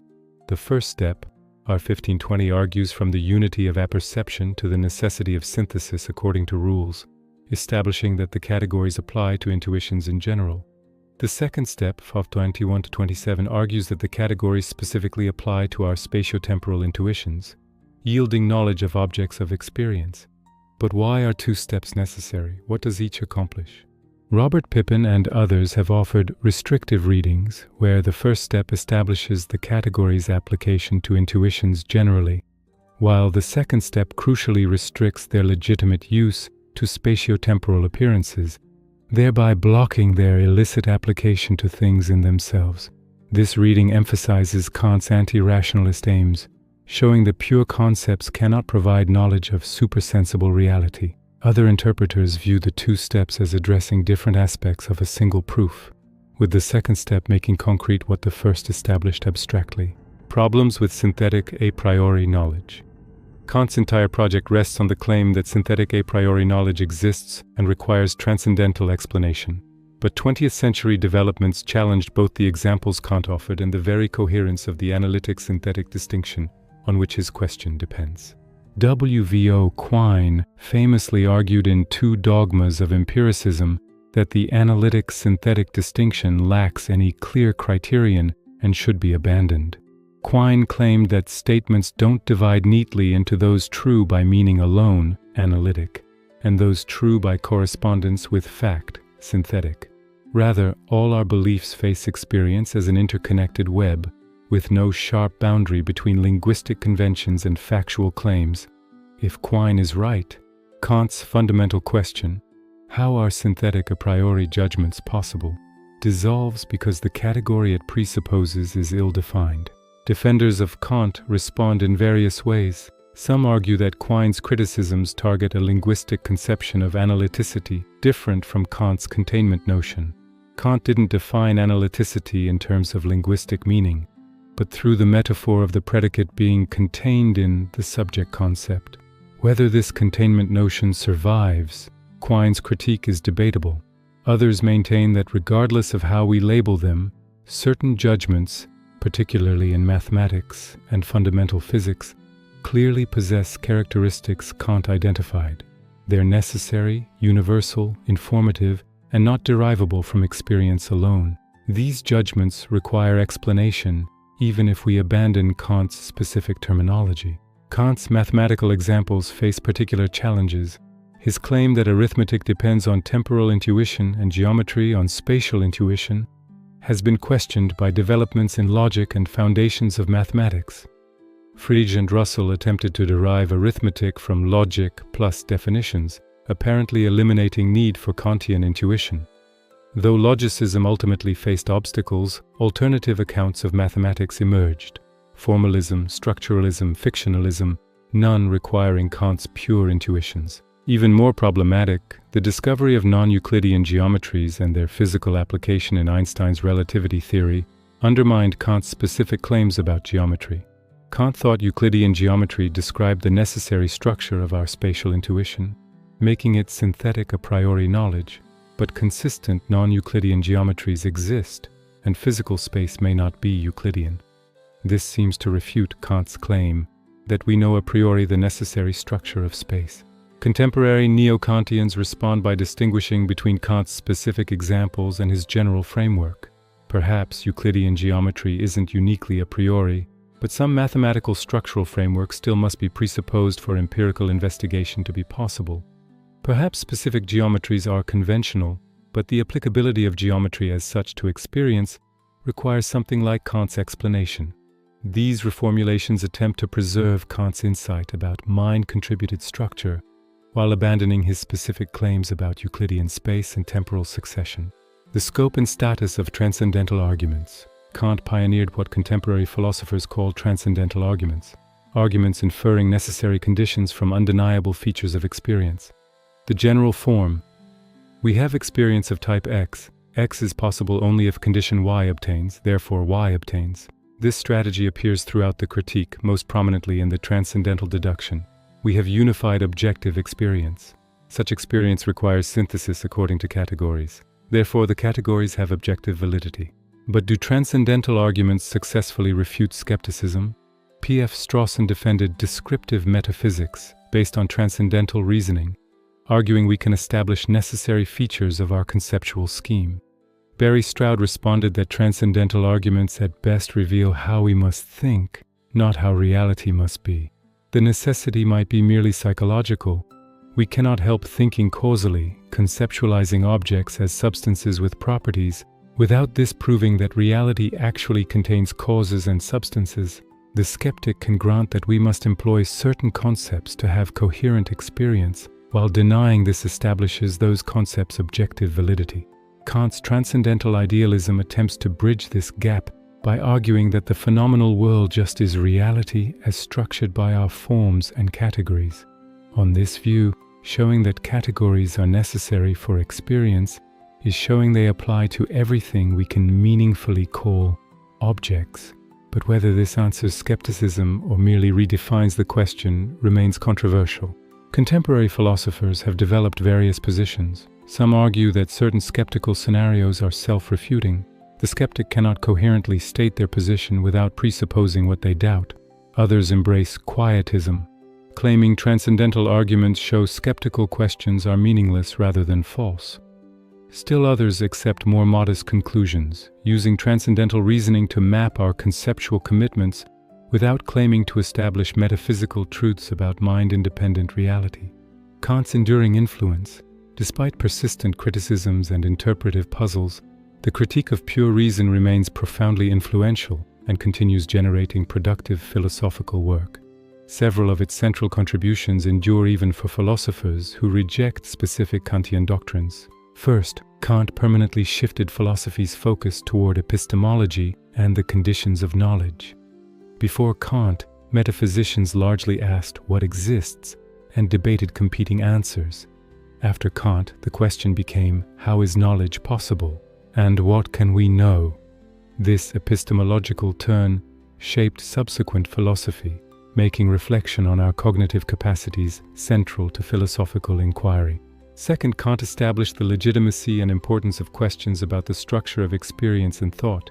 Even philosophers who reject transcendental idealism often pursue recognizably Kantian projects, investigating what categories we employ, what presuppositions underlie scientific practice, What concepts are necessary for rational agency? The method of examining conditions of possibility became a permanent part of philosophy's toolkit. Third, Kant profoundly influenced subsequent movements. German idealism emerged directly from engaging with Kant's system. Fichte, Schelling, and Hegel attempted to overcome what they saw as Kant's unresolved dualisms between appearances and things in themselves, between theoretical and practical reason, between understanding and sensibility. Though they rejected central Kantian doctrines, their idealist systems were unthinkable without Kant's critical foundation. Phenomenology likewise developed from Kantian roots. Husserl's focus on consciousness and intentionality, his method of examining how objects are constituted in experience, his emphasis on description over metaphysical speculation, all bear Kantian influence. Heidegger engaged deeply with Kant, viewing him as raising fundamental questions about being and human existence, even if his answers remained constrained by traditional metaphysics. Even analytic philosophy, despite its frequent criticisms of Kant, absorbed crucial Kantian themes. The linguistic turn in 20th century analytic philosophy, focusing on language rather than pure thought, represents a transformation of Kantian questions about conditions of meaningful discourse. Strawson's descriptive metaphysics, Davidson's conceptual relativism debates, Putnam's internal realism, and much philosophy of science investigating conceptual frameworks all engage recognizably Kantian problems. The lasting strengths of Kant's critical philosophy. Despite the challenges and criticisms we've examined, the critique of pure reason possesses enduring strengths that explain its continued centrality to philosophy. Several core insights remain compelling, even for philosophers who reject specific Kantian doctrines or who work in traditions seemingly distant from Kant's own. First, Kant's emphasis on examining the conditions of knowledge itself, rather than simply producing more knowledge, represents a permanent philosophical achievement. Before Kant, metaphysicians largely proceeded directly to questions about ultimate reality. What is the nature of substance? Does God exist? Is the soul immortal? Kant insisted, we must first ask whether such questions are answerable at all, and what capacities would be required to answer them. This meta-level investigation, reflecting on what makes inquiry possible before conducting inquiry, proved transformative. Even philosophers who reject transcendental idealism often pursue recognizably Kantian projects of examining presuppositions, conceptual frameworks, and enabling conditions. Second, Kant's recognition that minds actively contribute to experience rather than passively receiving information revolutionized how we think about cognition. The empiricist picture of mind as blank slate, receiving sense impressions and combining them through association, couldn't explain the necessity and universality found in mathematics and fundamental physics. Kant showed that experience requires active synthesis according to rules, with the mind imposing structure rather than merely recording data. This basic insight, that cognition is constructive and rule-governed rather than purely receptive, has proven remarkably fruitful across multiple disciplines. Third, Kant's careful attention to different types of necessity and different grounds of knowledge created distinctions that remain useful. His separation of analytic from synthetic, a priori from a posteriori, constitutive from regulative, even if these distinctions require refinement, provides conceptual tools for thinking about knowledge's varieties. Not all necessary truths are alike. Not all empirical claims have the same epistemic status. Not all principles function the same way in inquiry. Kant's taxonomies, even where debatable, force precision about what kinds of claims are at issue. Fourth, the critical method itself, examining both the scope and limits of reason, models philosophical maturity. Rather than dogmatically asserting truths or skeptically denying all knowledge, Kant sought to determine what reason can and cannot accomplish.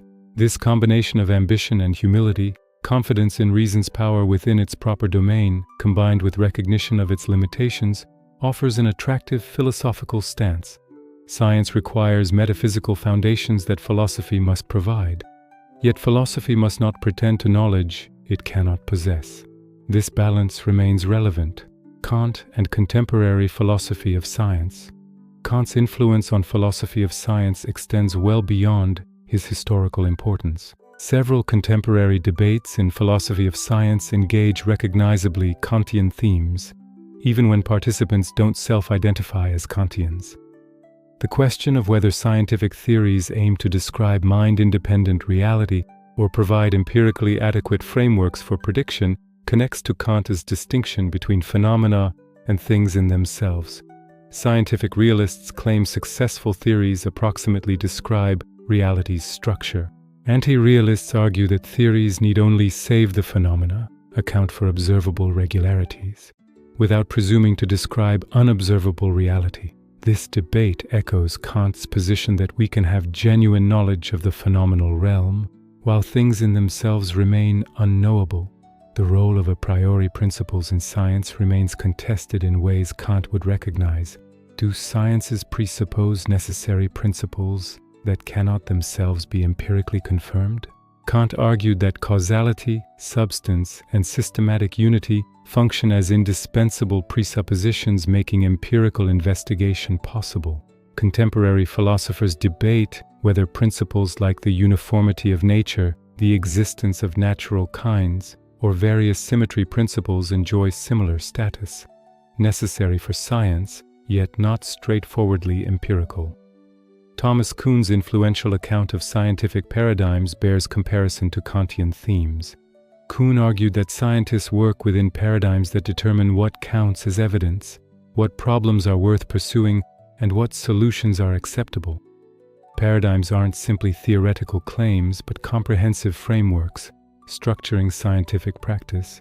This resembles Kant's account of categories and principles as conditions structuring possible experience.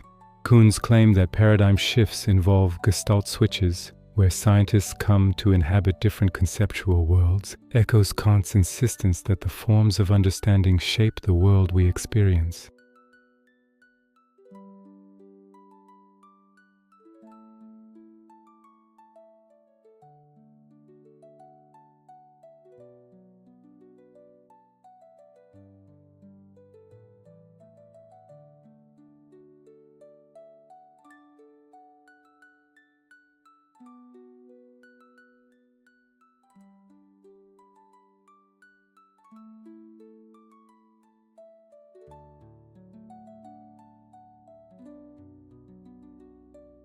The question of scientific realism also connects to Kantian themes about the limits of knowledge. Instrumentalists argue that theoretical terms in science don't refer to unobservable entities, but serve as useful fictions for organizing observations.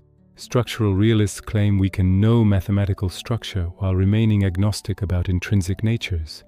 Entity realists distinguish knowledge of entities from knowledge of theories.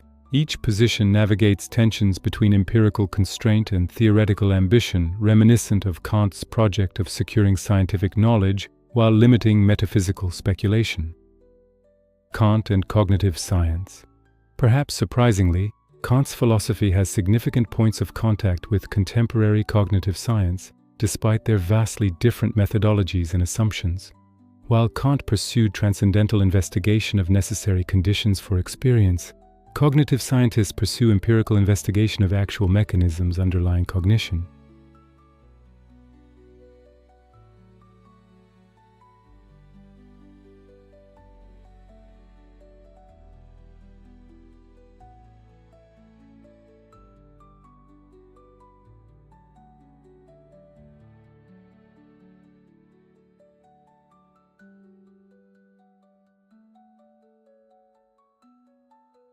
Kant's insistence that experience requires synthesis of diverse inputs under concepts prefigures computational theories treating cognition as information processing governed by algorithms.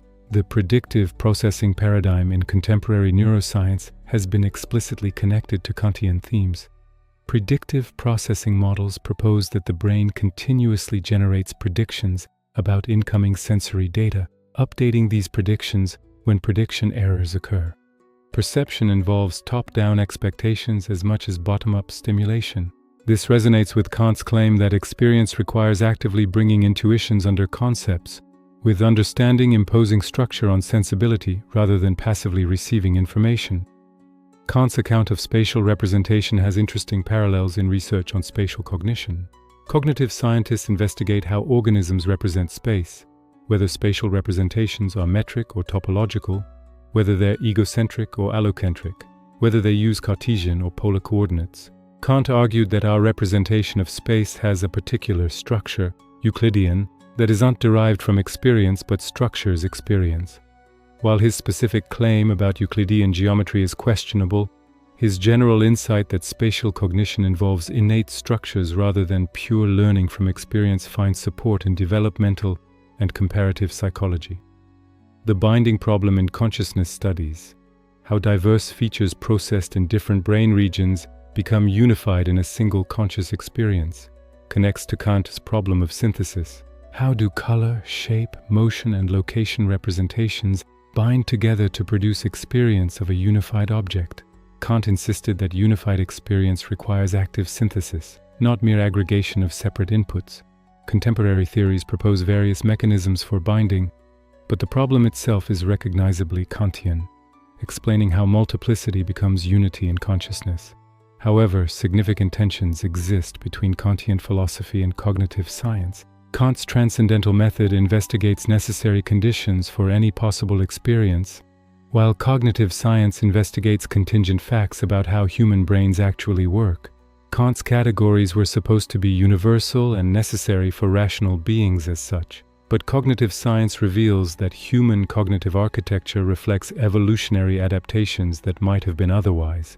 The gap between transcendental necessity and empirical contingency raises questions about how Kantian insights can be reconciled with scientific naturalism.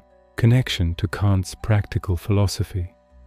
The critique of pure reason set boundaries on theoretical knowledge, partly to make room for practical reason and morality. Understanding this connection clarifies why Kant devoted such effort to limiting reason's theoretical pretensions. If theoretical reason could prove or disprove freedom, immortality, and God's existence, practical reason would lose its independence. By showing these ideas exceed theoretical knowledge's bounds, Kant protected their practical status.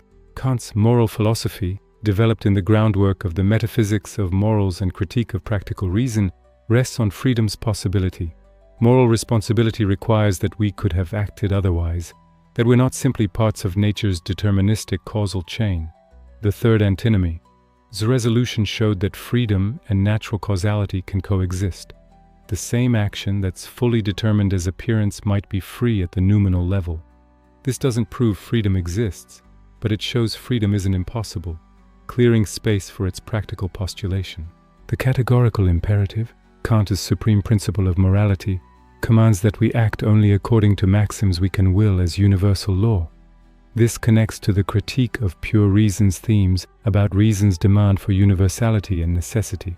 Just as theoretical reason seeks universal principles unifying knowledge, practical reason seeks universal principles governing action. The categorical imperative expresses reason's essential character in the practical domain, commanding unconditionally rather than hypothetically. Kant's moral philosophy faces its own challenges and criticisms. Critics argue that the categorical imperative generates counterintuitive conclusions, that abstract universal principles cannot adequately guide concrete action, that Kant's dismissal of consequences and emotions impoverishes ethics. Yet his emphasis on human dignity, on treating persons as ends rather than mere means, on moral worth deriving from goodwill rather than results, these insights remain influential even for philosophers who reject Kantian ethical theory as a whole. Kant's political philosophy and cosmopolitanism. While the critique of pure reason doesn't directly address political questions, understanding its limits on theoretical reason clarifies Kant's broader philosophical project, including his political philosophy developed in works like Toward Perpetual Peace and the Metaphysics of Morals. Kant's political thought remains remarkably relevant to contemporary debates about international relations, human rights, and global governance. Kant's vision of perpetual peace rests on several key principles. First, he argued that republican governments, where power is divided, laws protect rights, and citizens participate in governance, are less likely to wage war than authoritarian regimes. Citizens who must bear war's costs in blood and treasure will not eagerly support military adventures. while despots who regard the state as personal property may seek territorial expansion. This insight anticipates the democratic peace theory, prominent in contemporary international relations, which observes that democracies rarely go to war with each other.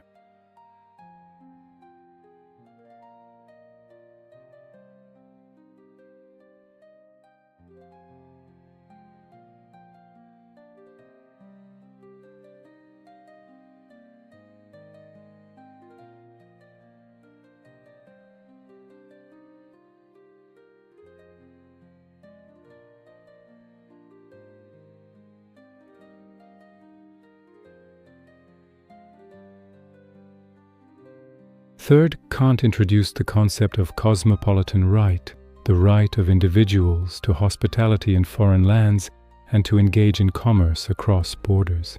This transcends mere tolerance, establishing positive duties that states owe not only to their own citizens but to all human beings as members of a universal moral community. Cosmopolitan right prohibits colonialism, which violates the sovereignty of indigenous peoples, and demands that states respect the dignity of foreigners, not simply as potential traders, but as fellow rational beings. These Kantian themes resonate strongly with contemporary debates. The tension between national sovereignty and universal human rights mirrors Kant's attempt to balance respect for distinct political communities with recognition of obligations transcending borders. International criminal courts prosecuting genocide and crimes against humanity reflect Kantian cosmopolitanism, the idea that some violations are so egregious they concern all humanity, not merely the violator's own state. Climate change presents a particularly pressing application of Kantian principles.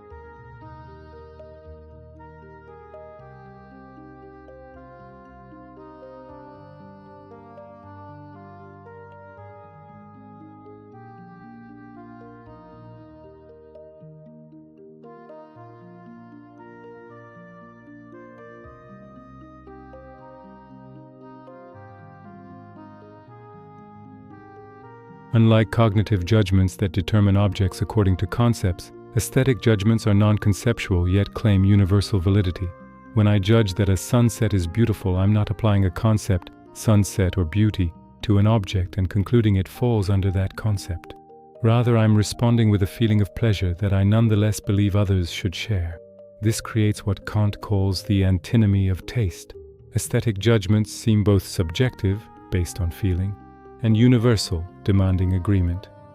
Kant's solution distinguishes between the agreeable, which is merely subjectively pleasing, and the beautiful, which involves disinterested pleasure. Disinterested pleasure doesn't depend on whether the object satisfies our desires or serves our purposes. I can find a painting beautiful even if I don't want to own it, don't like what it depicts, and have no use for it. This disinterestedness is what allows aesthetic judgments to claim universality. I'm not merely reporting my personal preferences, but responding to the object's form in a way I believe any properly functioning sensibility would share. The sublime, which Kant treats separately from beauty, involves a different aesthetic experience. While beauty involves harmonious pleasure, the sublime involves a kind of displeasure followed by elevation. Confronting vast natural scenes, the mathematical sublime, or overwhelming power, the dynamical sublime, we initially feel our sensibilities' inadequacy.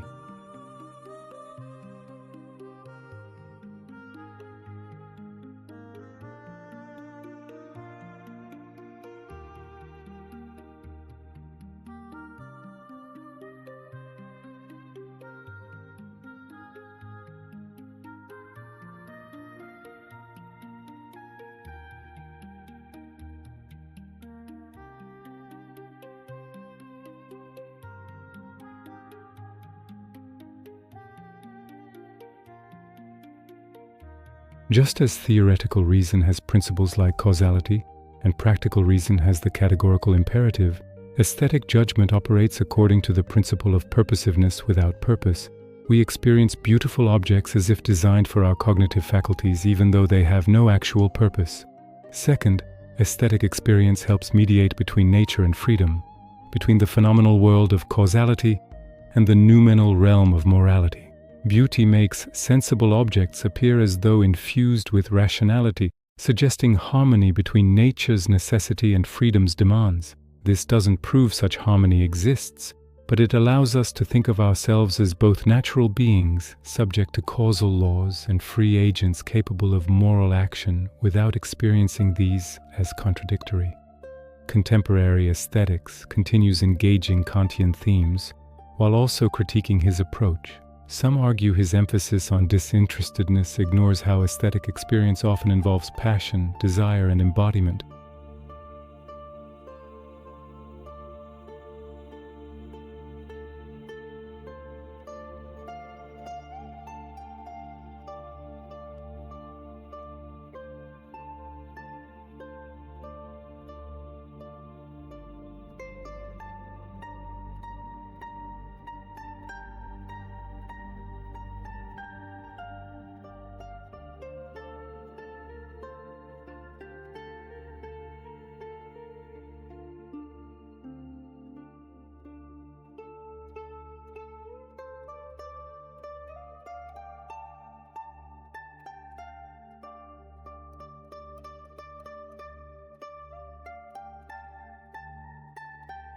Kant's legacy in contemporary philosophy.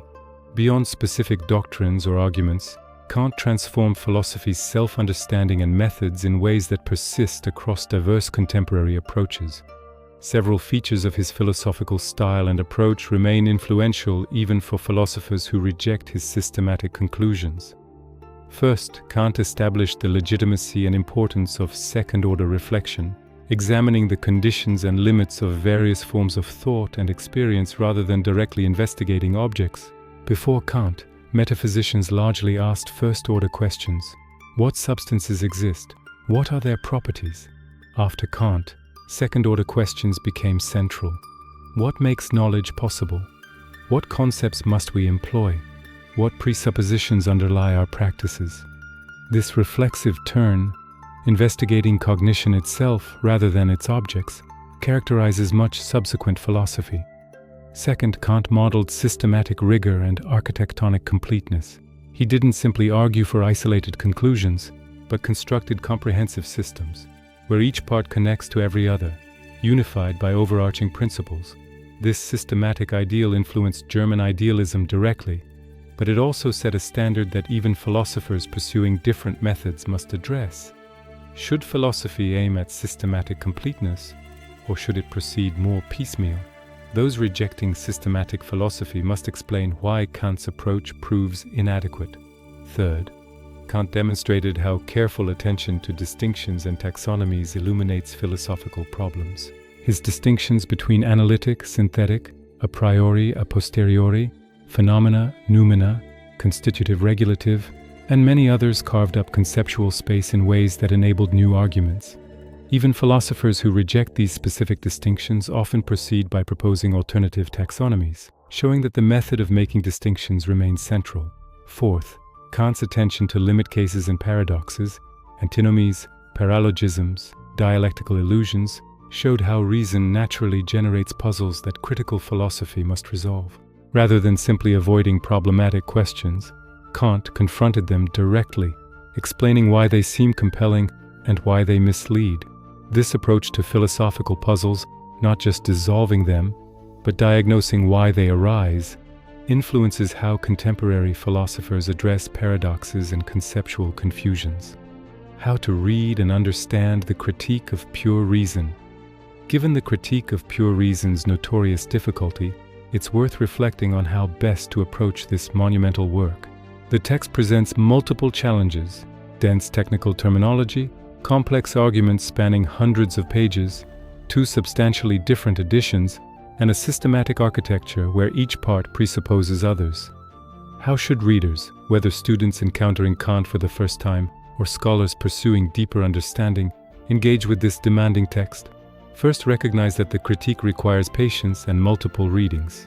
Kant himself acknowledged the work's difficulty and later produced the Prolegomena to any future metaphysics as a more accessible introduction, proceeding analytically rather than synthetically. The critique builds systematically from foundations to conclusions, meaning early sections establish concepts and distinctions that only become clear once you understand later developments. Reading once through, then returning to the beginning with better understanding of the whole, proves far more illuminating than struggling to fully grasp each section on first encounter. Second, pay careful attention to Kant's technical vocabulary and respect his distinctions. Terms like intuition, understanding, reason, appearance, phenomenon, and noumenon have precise meanings in Kant's system that differ from ordinary usage and from how other philosophers employ these terms. When Kant says intuition, he doesn't mean vague hunches, but immediate singular representations relating directly to objects.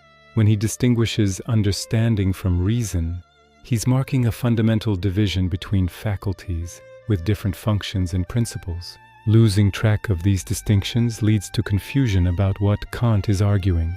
Third, focus on Kant's central questions and his strategies for answering them. The critique addresses primarily: how are synthetic a priori judgments possible?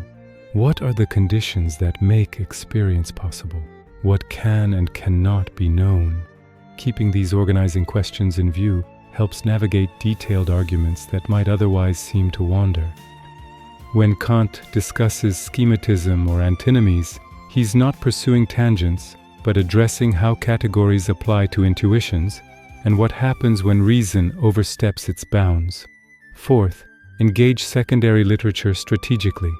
Countless commentaries exist, from 19th century German idealists through 20th century analytic philosophers to contemporary Kant scholars. These offer invaluable guidance but also risk substituting interpretations for Kant's actual text. Using commentaries to clarify specific passages or to understand alternative readings can be helpful, but there's no substitute for wrestling with Kant's own arguments. The text itself remains primary. Fifth, consider the critique in relation to Kant's broader philosophical project. The first critique establishes the limits of theoretical reason, partly to make room for practical reason and moral philosophy. Understanding why Kant insists on these limits, why he denies theoretical knowledge of freedom, God, and immortality, requires seeing how this serves his larger goals. The critical philosophy isn't merely negative, constraining what we can claim to know, but positive, securing foundations for science and morality. The critique's central achievements reconsidered. As we near the end of this deep exploration, we can identify several central achievements that give the critique of pure reason its enduring importance, even for readers who ultimately reject specific Kantian doctrines. The Copernican revolution in philosophy.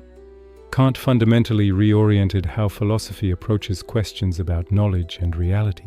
Rather than assuming minds must conform to objects, he proposed that objects must conform to our minds, specifically to the forms and categories through which we experience them.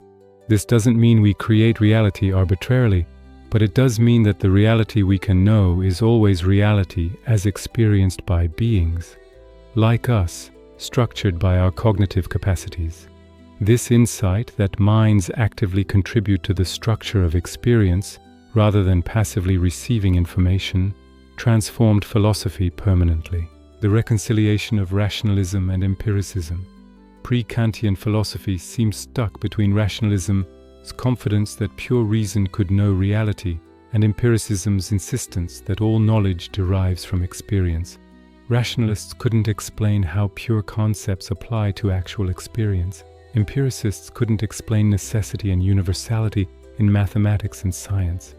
Kant synthesized these traditions, showing that knowledge requires both rational concepts and sensible intuitions.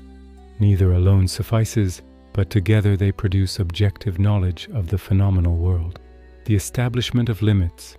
Perhaps most importantly, Kant demonstrated both the scope and limits of human reason. We can have genuine knowledge within the bounds of possible experience, structured by space, time, and the categories. But we cannot have theoretical knowledge of things in themselves or of supersensible objects like the soul, the world whole, or God.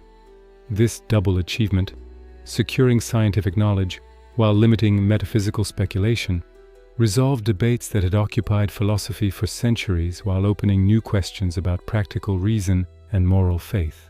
The development of critical method. Kant pioneered systematic investigation of the conditions of possibility for various forms of cognition and experience. Rather than directly investigating objects, critical philosophy examines what makes investigation possible. What faculties must we possess? What concepts must we employ? What forms must structure experience? This reflexive second-order approach became central to subsequent philosophy, influencing movements as diverse as German idealism, phenomenology, and analytic philosophy. The recognition of human finitude. Running through the entire critique is recognition of human cognitive finitude. We're neither pure intellects intuiting reality directly, as rationalists seem to assume, nor blank slates passively recording impressions, as empiricists suggested. We're finite rational beings who receive information through sensibility and process it through understanding, always bound by the forms of our cognition. This emphasis on finitude, on the conditions and limits of human knowledge, marks a mature philosophical stance that acknowledges both our capacities and our limitations. Why Kant remains influential. 3 centuries after his birth, Kant remains one of the most studied and debated philosophers in the Western tradition. This enduring influence stems from several factors beyond the specific achievements we've examined. First, Kant asked questions that remain pressing. How do we distinguish genuine knowledge from mere opinion? What justifies believing that nature operates according to laws? How can we be both free agents and natural beings subject to causal determination? What grounds moral obligation? These questions haven't been definitively answered, and Kant's approaches to them continue generating productive inquiry. Even philosophers who reject his answers often engage his questions and methods. Second, Kant's systematic comprehensiveness provides a model for philosophical ambition. Rather than addressing isolated problems piecemeal, he constructed an integrated system unifying theoretical philosophy, practical philosophy, and aesthetics under principles of pure reason. This systematic ideal that philosophy should form a coherent whole where each part supports every other influences even philosophers who ultimately pursue different methods. It sets a standard against which philosophical proposals can be measured. Third, Kant's influence on subsequent philosophy makes him unavoidable for understanding later developments. German idealists like Fichte, Schelling, and Hegel attempted to overcome what they saw as unresolved tensions in Kant's system. Phenomenologists like Husserl and Heidegger engaged deeply with Kantian themes about consciousness and experience. Analytic philosophers from Frege through Strawson to Putnam wrestled with Kant's doctrines about knowledge and language.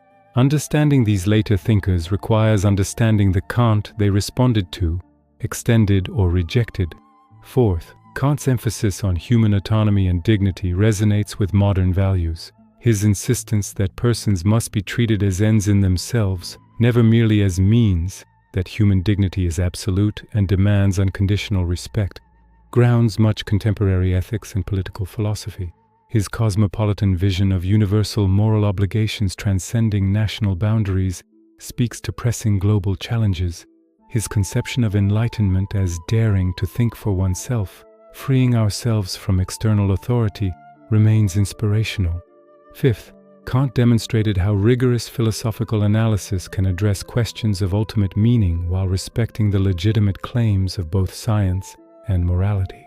He showed how to be scientific without being reductionist, how to acknowledge natural causality while preserving space for freedom, how to respect empirical investigation while recognizing its limits. This nuanced position, neither scientistic nor anti-scientific, neither dogmatically metaphysical nor radically skeptical, models philosophical maturity, recapitulating the central arguments. As we approach the conclusion of this comprehensive exploration, it's valuable to synthesize the central arguments of the critique of pure reason and understand how they fit together into Kant's revolutionary philosophical vision. The critique began with a fundamental question: how are synthetic a priori judgments possible? Kant's answer involved what he called his Copernican revolution in philosophy. Rather than assuming that our knowledge must conform to independently existing objects, he proposed that objects must conform to the structure of our cognitive faculties. This doesn't mean we create reality arbitrarily, but it does mean that the reality we can know, the phenomenal world, is necessarily structured by the forms through which we experience it. The Transcendental Aesthetic established that space and time are pure forms of intuition rather than properties of things in themselves. Everything we experience must appear in space and time because these are the necessary frameworks through which human sensibility receives information. This explains how geometry and arithmetic can provide synthetic a priori knowledge. They describe the necessary structure of our spatial and temporal intuitions, which in turn determine the character of all possible experience. The Transcendental Analytic demonstrated that experience of objects requires not only sensible intuition, but also conceptual synthesis through categories.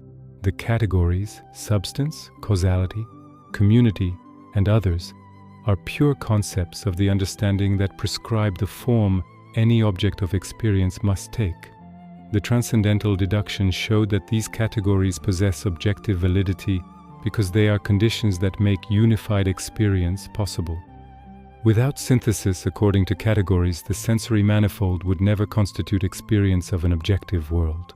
The analytic of principles derives synthetic a priori principles from the categories and their temporal schemata. These principles, that all appearances are extensive and intensive magnitudes, that substance persists, that every event has a cause, that coexisting substances stand in reciprocal interaction, constitute the fundamental laws governing the phenomenal realm.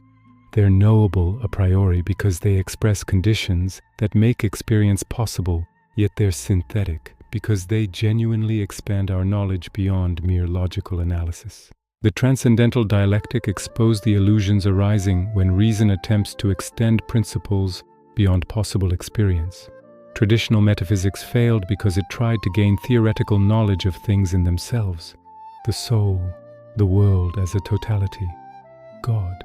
Kant's critique of rational psychology showed we cannot establish the soul's properties through pure reason.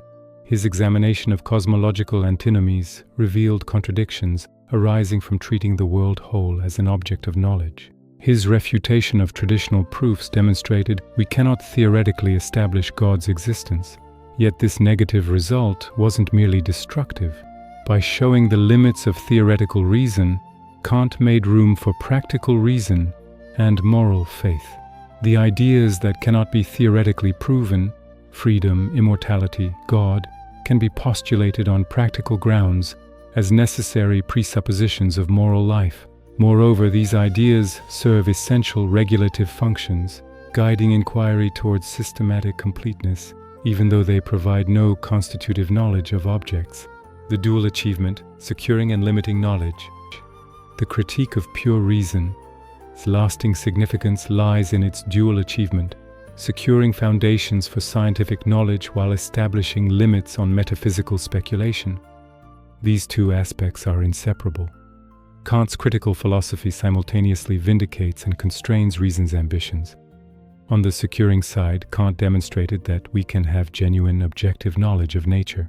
Against skepticism, he showed that experience necessarily involves law-governed regularities because the understanding legislates laws to nature through the categories. Causality isn't merely subjective habit, as Hume claimed, but an objective principle necessarily governing all appearances. Mathematics applies universally to experience because it describes the forms of intuition structuring all sensible cognition.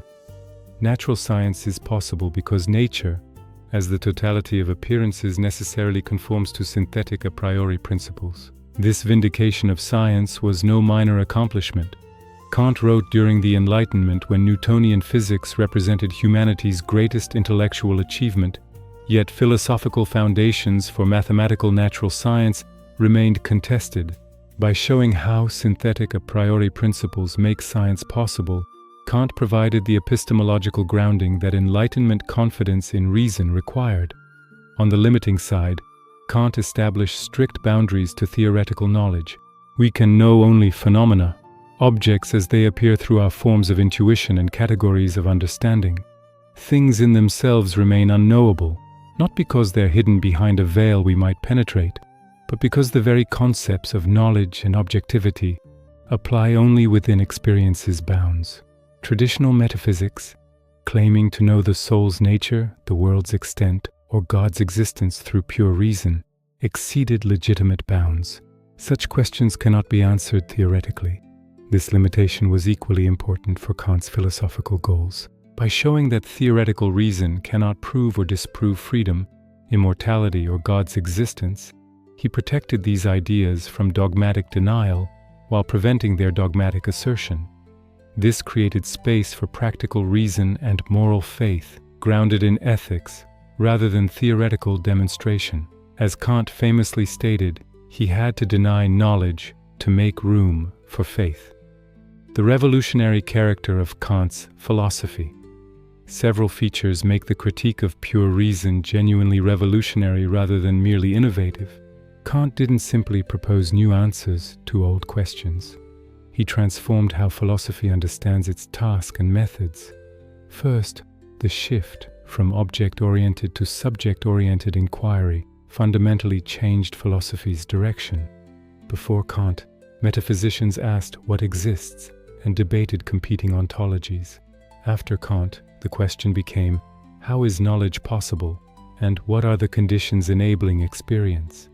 This epistemological turn, focusing on our cognitive capacities and their limits rather than directly investigating reality, shaped all subsequent philosophy. Even movements rejecting Kant's specific doctrines pursued recognizably Kantian questions about conditions of possibility. Second, Kant's recognition of mind's active role in constituting experience challenged the passive conception dominant in empiricism. Minds don't simply receive and combine impressions. They actively synthesize the manifold according to a priori rules. Experience isn't given prepackaged but constructed through spontaneous activity of understanding. This insight, that cognition is active and rule-governed rather than passive and receptive, influenced not only philosophy but also psychology, linguistics, and cognitive science. Third, the transcendental method Kant pioneered, arguing from undeniable features of experience to their necessary conditions, became a permanent philosophical strategy.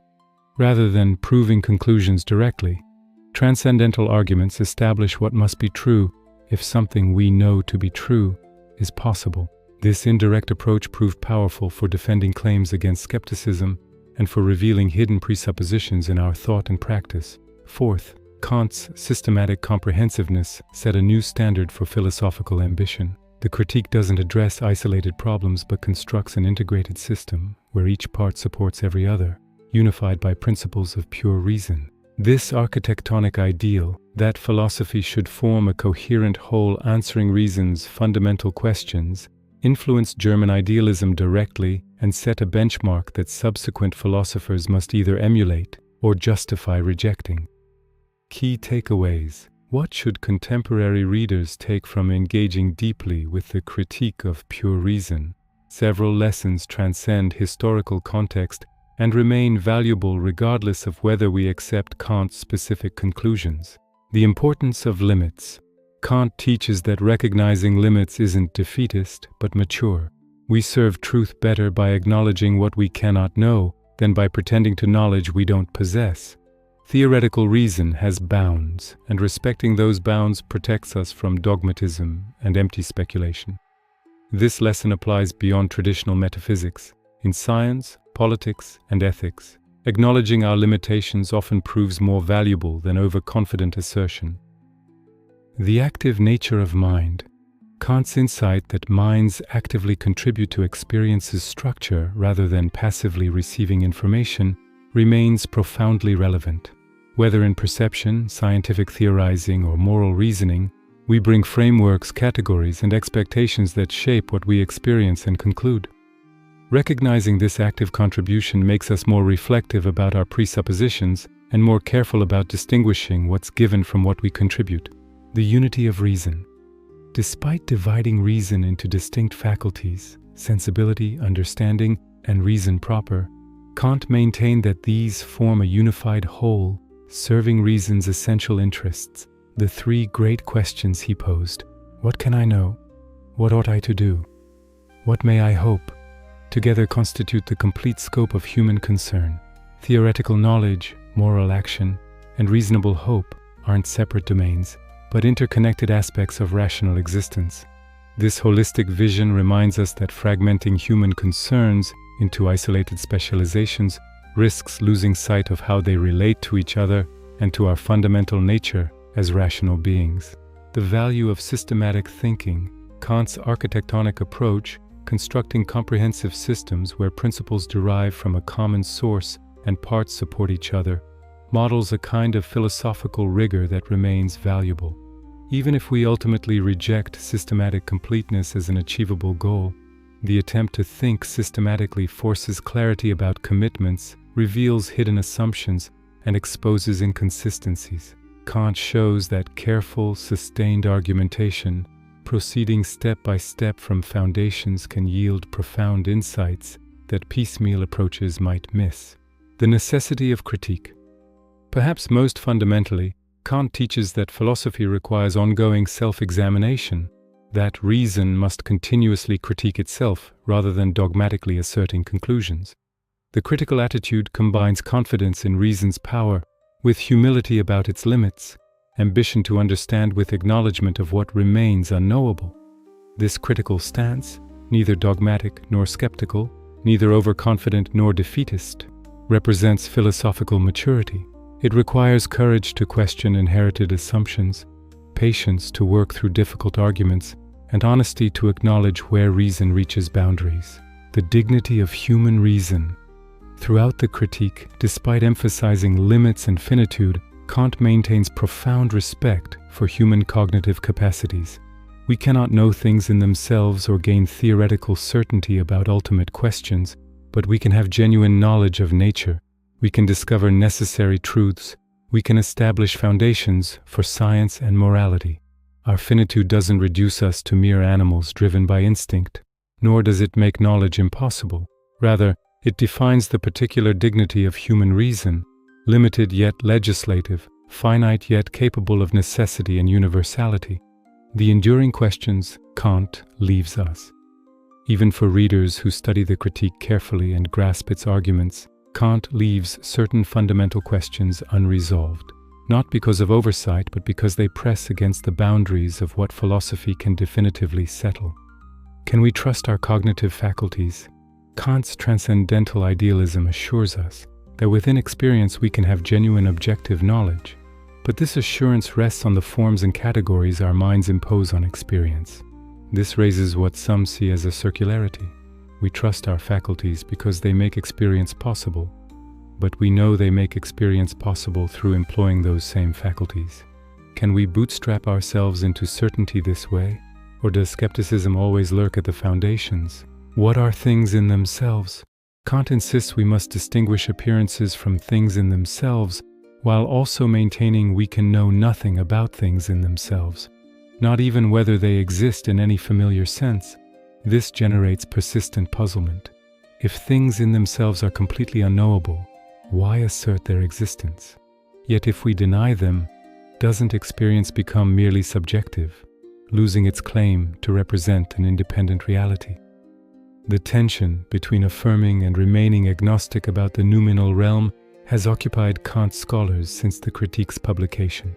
Is freedom real, or just a practical necessity? The third Antinomies resolution showed that freedom and natural causality can coexist in principle, and the doctrine of method argued that freedom must be postulated for practical reasons. But does this establish freedom's reality, or merely that we must act as if we're free? Contemporary debates about free will and determinism recapitulate this Kantian tension. Even if freedom and determinism are compatible in some sense, do we have good grounds for believing freedom actually exists, or is it a pragmatically necessary fiction?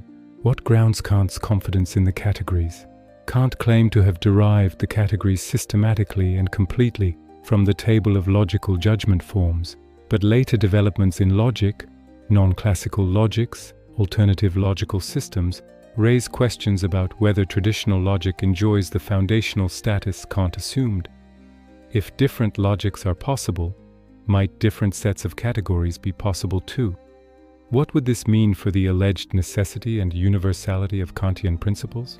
The Critique's place in intellectual history, stepping back from detailed arguments, we can appreciate the Critique of Pure Reason's unique historical position as perhaps the last great attempt to construct a complete philosophical system addressing all fundamental questions from first principles. Before Kant, rationalist systems by Descartes, Spinoza, and Leibniz pursued this ambition. After Kant, German idealists attempted similar comprehensiveness, but subsequent philosophy largely abandoned systematic completeness. 20th century philosophy, both analytic and continental, proceeded more piecemeal, addressing specific problems, developing particular theories, exploring limited domains. This shift partly reflects the Critique's influence. Kant showed how difficult systematic philosophy is, how many pitfalls await those who attempt it, how easy to overstep legitimate bounds. If even Kant's heroic effort left unresolved tensions and generated endless interpretive disputes, perhaps systematic completeness isn't achievable. Yet something valuable was lost when philosophy abandoned systematic ambition. Kant's attempt to address everything, knowledge, science, morality, aesthetics, religion, politics, within a unified framework, meant that connections between domains received explicit attention. How does theoretical knowledge relate to practical reason? How do scientific understanding and moral freedom coexist? How do aesthetic experience and cognitive activity connect? These questions about relationships between domains can get lost when philosophy fragments into specializations, pursuing isolated questions. The Critique thus represents both a culmination and a turning point. It brought the Enlightenment's confidence in reason to full self-consciousness, systematically examining reason's powers and limits. But by showing how easily reason falls into illusion when it exceeds its bounds, Kant also began philosophy's turn toward more modest, careful, piecemeal approaches. We live in the aftermath of this revolution, and contemporary philosophy, in all its diversity, remains post-Kantian, whether it acknowledges this or not. Why read the Critique today? We conclude by returning to the question with which this exploration began. Why should contemporary readers engage with this difficult, technical 18th century text? What justifies the considerable effort required to work through Kant's dense prose and complex arguments? First, because the Critique asks questions that remain urgent. How do we know what we know? What are the limits of scientific explanation? How can we be both natural beings and free agents? What justifies moral obligations? These questions haven't been definitively answered, and Kant's approaches to them remain among the most sophisticated and systematic ever developed. Even readers who ultimately reject his answers benefit from understanding how he framed problems and what strategies he pursued. Second, because understanding the Critique is essential for understanding subsequent philosophy. So much later thought responds to, extends, or rejects Kant that reading it without Kantian background means missing crucial context. German idealism, phenomenology, neo-Kantianism, pragmatism, logical positivism, ordinary language philosophy, and contemporary debates in metaphysics and epistemology all engage Kantian themes. The Critique isn't merely historical, it's living philosophy that continues shaping how questions are posed and answers pursued. Third, because the Critique models philosophical virtues worth emulating. systematic rigor, careful argumentation, attention to distinctions, honest acknowledgement of difficulties, and balanced assessment of reason's scope. Whether or not we accept Kant's conclusions, we can learn from his methods, how he defines problems precisely, considers objections fairly, constructs arguments systematically, and examines implications thoroughly. These intellectual virtues transcend specific doctrines. Fourth, because engaging deeply with a great philosophical text is intrinsically rewarding. Wrestling with difficult ideas, following complex arguments, achieving hard-won understanding, these intellectual experiences have value beyond practical applications. The critique challenges readers to think rigorously, to question assumptions, to pursue understanding even when it proves difficult. This kind of sustained intellectual engagement develops capacities for careful reasoning, for patient analysis, for maintaining coherence across complex systems that enrich all subsequent thinking. Finally, because the critique speaks to perennial human concerns about our place in reality, we want to understand how knowledge is possible, how science works, how to live morally, what to hope for. Kant showed that some questions have answers while others exceed our capacity, that acknowledging limits isn't defeatist but mature, that we can be confident within proper bounds while humble about what lies beyond. This wisdom, combining ambition with modesty, confidence with humility, remains valuable for anyone seeking to understand themselves and their world. Closing reflection. The Critique of Pure Reason stands as one of philosophy's greatest achievements, a work of towering ambition and profound insight that fundamentally transformed how we think about knowledge, reality, and human reason itself. It succeeded in showing both what reason can accomplish and where it reaches limits, both how we can have objective knowledge and why some questions remain beyond theoretical resolution. Kant's critical philosophy vindicated Enlightenment confidence in reason while curbing its excesses, secured foundations for science while limiting metaphysical speculation, preserved space for morality and faith while respecting empirical investigation. This balanced achievement, neither dogmatic nor skeptical, neither overconfident nor defeatist, represents philosophical maturity at its finest. The questions Kant raised and the methods he pioneered continue resonating through contemporary philosophy. We remain post-Kantian thinkers, whether we embrace or reject his specific doctrines, because he permanently altered philosophy's self-understanding and shifted its central concerns. The Critique of Pure Reason isn't merely a historical document, but a living philosophical provocation that continues challenging readers to think deeply about the conditions and limits of human knowledge.